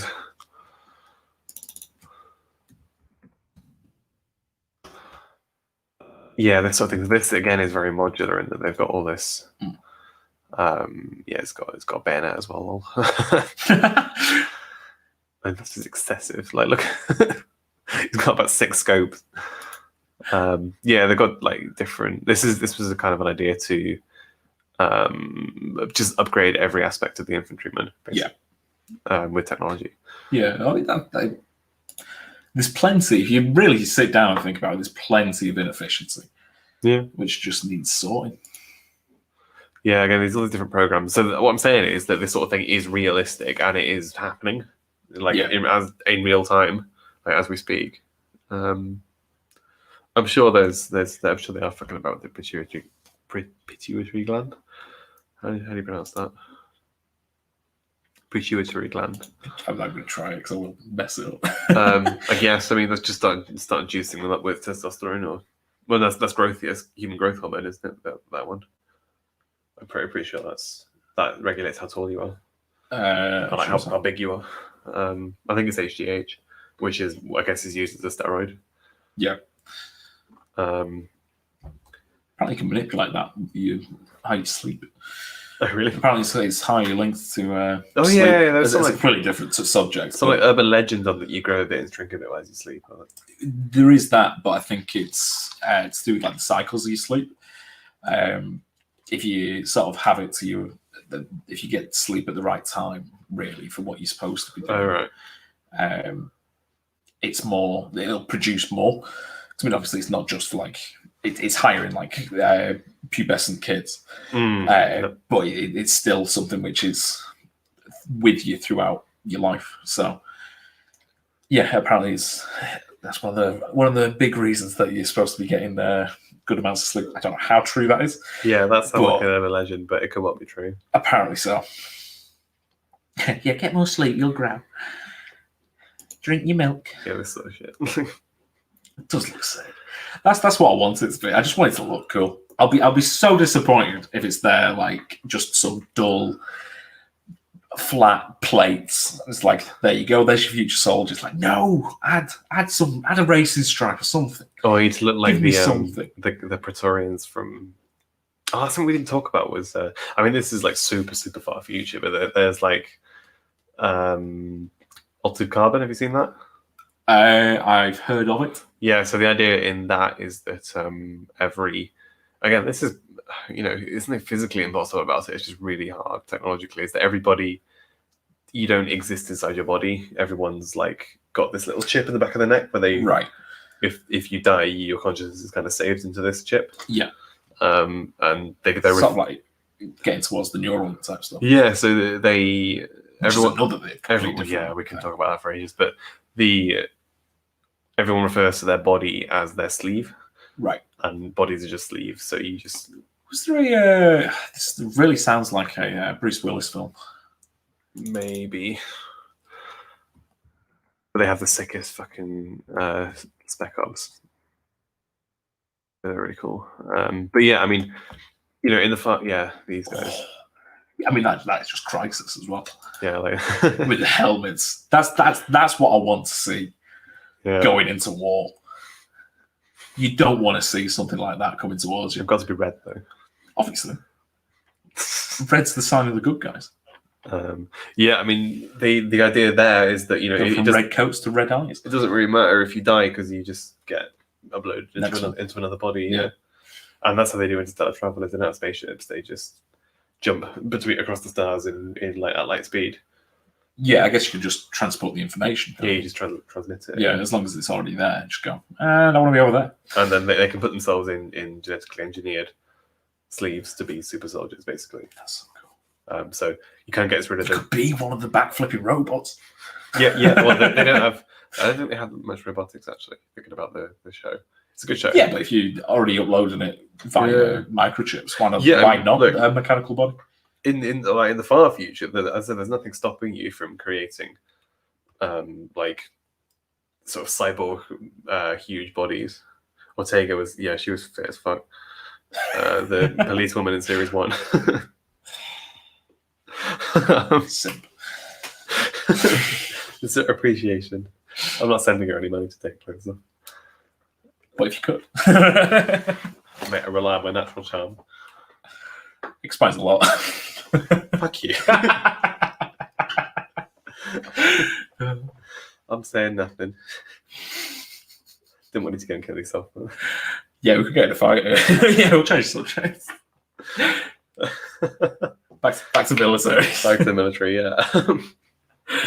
I guess, the Space Marines are an idea, but there's no reason why.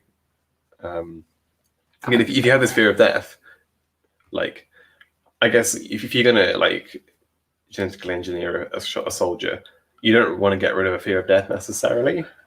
No, because if you lose that soldier, then you've lost a lot of investment, sort of logistically, and it's a person. Yeah, because you want to avoid it to some degree. You don't want to turn it into a video game. You don't want some sort of berserker who just storms in and then gets shot. Like, you want someone who will preserve their own life, but also maximize damage they do on the enemy. Yeah, and likewise, it's sort of what you touched on before. They want to protect the rest of the squad as well. Yeah, and then Once you get to this stage, and it is just like one-man army. You don't want. You also don't want some sort of psychopathic killing machine, because you can't control him somewhere. Well, I mean, having a psychopath as a soldier, you don't just indiscriminately massacring people necessarily. You want to get in, do your mission, get out again. You don't want to have them start killing randomers. Yeah. Certain times that you want it. Well, I mean, if you send them underground, Iranian embassy or siege or whatever, that sort of thing, you want to just go in and kill them. But again, that hostages, and they literally they had to memorize the faces of the terrorists, and they checked every single hostage that went out. They found one of them was a terrorist because they memorized all the faces. The SAS guys saw him. The guy just yeeted him down the stairs and shot him. Nice. With all our new facial recognition tech. Well, yeah, that would have helped. I mean, that's going to go to extreme lengths as well. One of my mates was sort of like cadet level, not cadet level, but training officer level. And there's the alphabet of identification, or it's like the A to H of identification. And it'll go through for each letter. There's a distinct way of identifying people. So it's it'll go from literally the face, hair color, eye color, all that sort of stuff to gait and things like that. So how people are moving. I reckon eventually it'll get to that stage. The issue is it's harder to sort of document somebody's gait.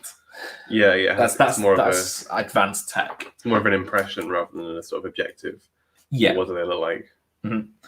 But that is something that you can easily change. But for most people, they do have a very similar gait if they're not thinking about it. If they're doing it unconsciously. If you're just walking about town, 9 times out of 10, you're going to keep that gait, apparently. Unless you're injured or whatever. Unless you actively try to change it, you're going to be walking the same. So it is another thing which you could add to the list of so many things to start ticking off. Is this my man? That sounds we're equal opportunity, so we'll kill whoever needs to. Men and women don't walk differently, you bigot. No, individuals walk differently. Yeah, I mean, I guess this is getting more and more dystopian, isn't it? Yeah, somewhat. Yeah. I mean, facial recognition. All these things are going to happen, or already have. Yeah. It's just the application which is scary. The facial recognition tech is mainly countered by wearing a mask, but how do you vary your gait? Have you watched the Monty Python sketch? Institution of Silly Walks. We're gonna have fucking people doing goose stepping down the road and high knees. Yeah, just fucking cartwheeling down the road. You can change it just by sort of, instead of going heel to toe. It's not something you can just switch on and off like wearing a mask. You put your mask on, then you forget about it, and then But Just permanently walk with a limp yeah, while you're out in public. yeah. Should we start wrapping this up then? Yeah, I think We've done 2 hours. ultimately, Space Marines are coming. Space Marines are entirely reasonable. And they're coming for you. Is that Anglia Hannah? I don't know, actually. She seems female. She was having dreams about Harry. Oh, who doesn't?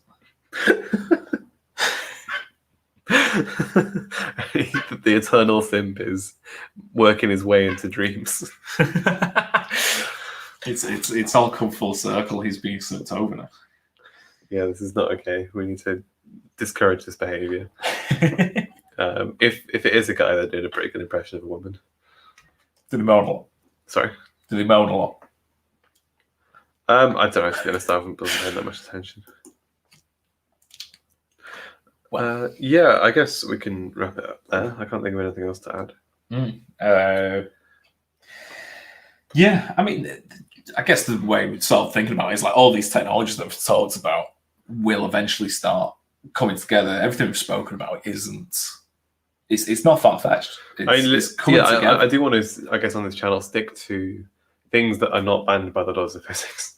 Yeah, well, I mean, that's what we were looking at. Is like the near future. How is this going to? I don't want to look at stuff like. From that. I don't want to look at stuff like light speed or time travel stuff because that's not real science. Like, it's not feasible. Whereas a space marine is feasible. Yeah. Aside from the psychic shit, like that's the only thing that I would say is not. As of now, you don't know. You don't know what the human brain is capable of. What if we use? We only use 10% of our brain. Oh, fuck you. Yeah. If we use 100, we'll turn to USB sticks. That's science, boys. That's science, boys. Yeah, I think I might be on Jack's stream later for Crusader Kings. I haven't decided what we're really doing this evening. I've got no plans. So who knows? I might turn up for Crusader Kings. I need to genocide the Estonians. I might just sit and watch and drink, to be honest. That might be what we've got a litre of whiskey to get through, so I'll probably be pretty pissed. I don't drink anymore. I've got to do a 6-hour train journey in a mask tomorrow, so... Yes, hangovers notoriously good for helping with situations like that. Yep. At least I'll get to see because the trains are empty. That's true. Hopefully. As you escape before we go into Northwest lockdown. Yeah, you're getting locked down tomorrow. I'm escaping the day tomorrow. Tuesday even. I'm escaping the day before the North gets into lockdown. Yeah, we got very lucky this weekend. yeah. I was stressing out on Friday thinking that they were going to start stopping trains and things. Yeah, refreshing on Friday at work. BBC style. Come on, please tell me. I'm not going to be alone again. Yeah, we've had a chill weekend, forgetting about this sort of thing until today. Yes.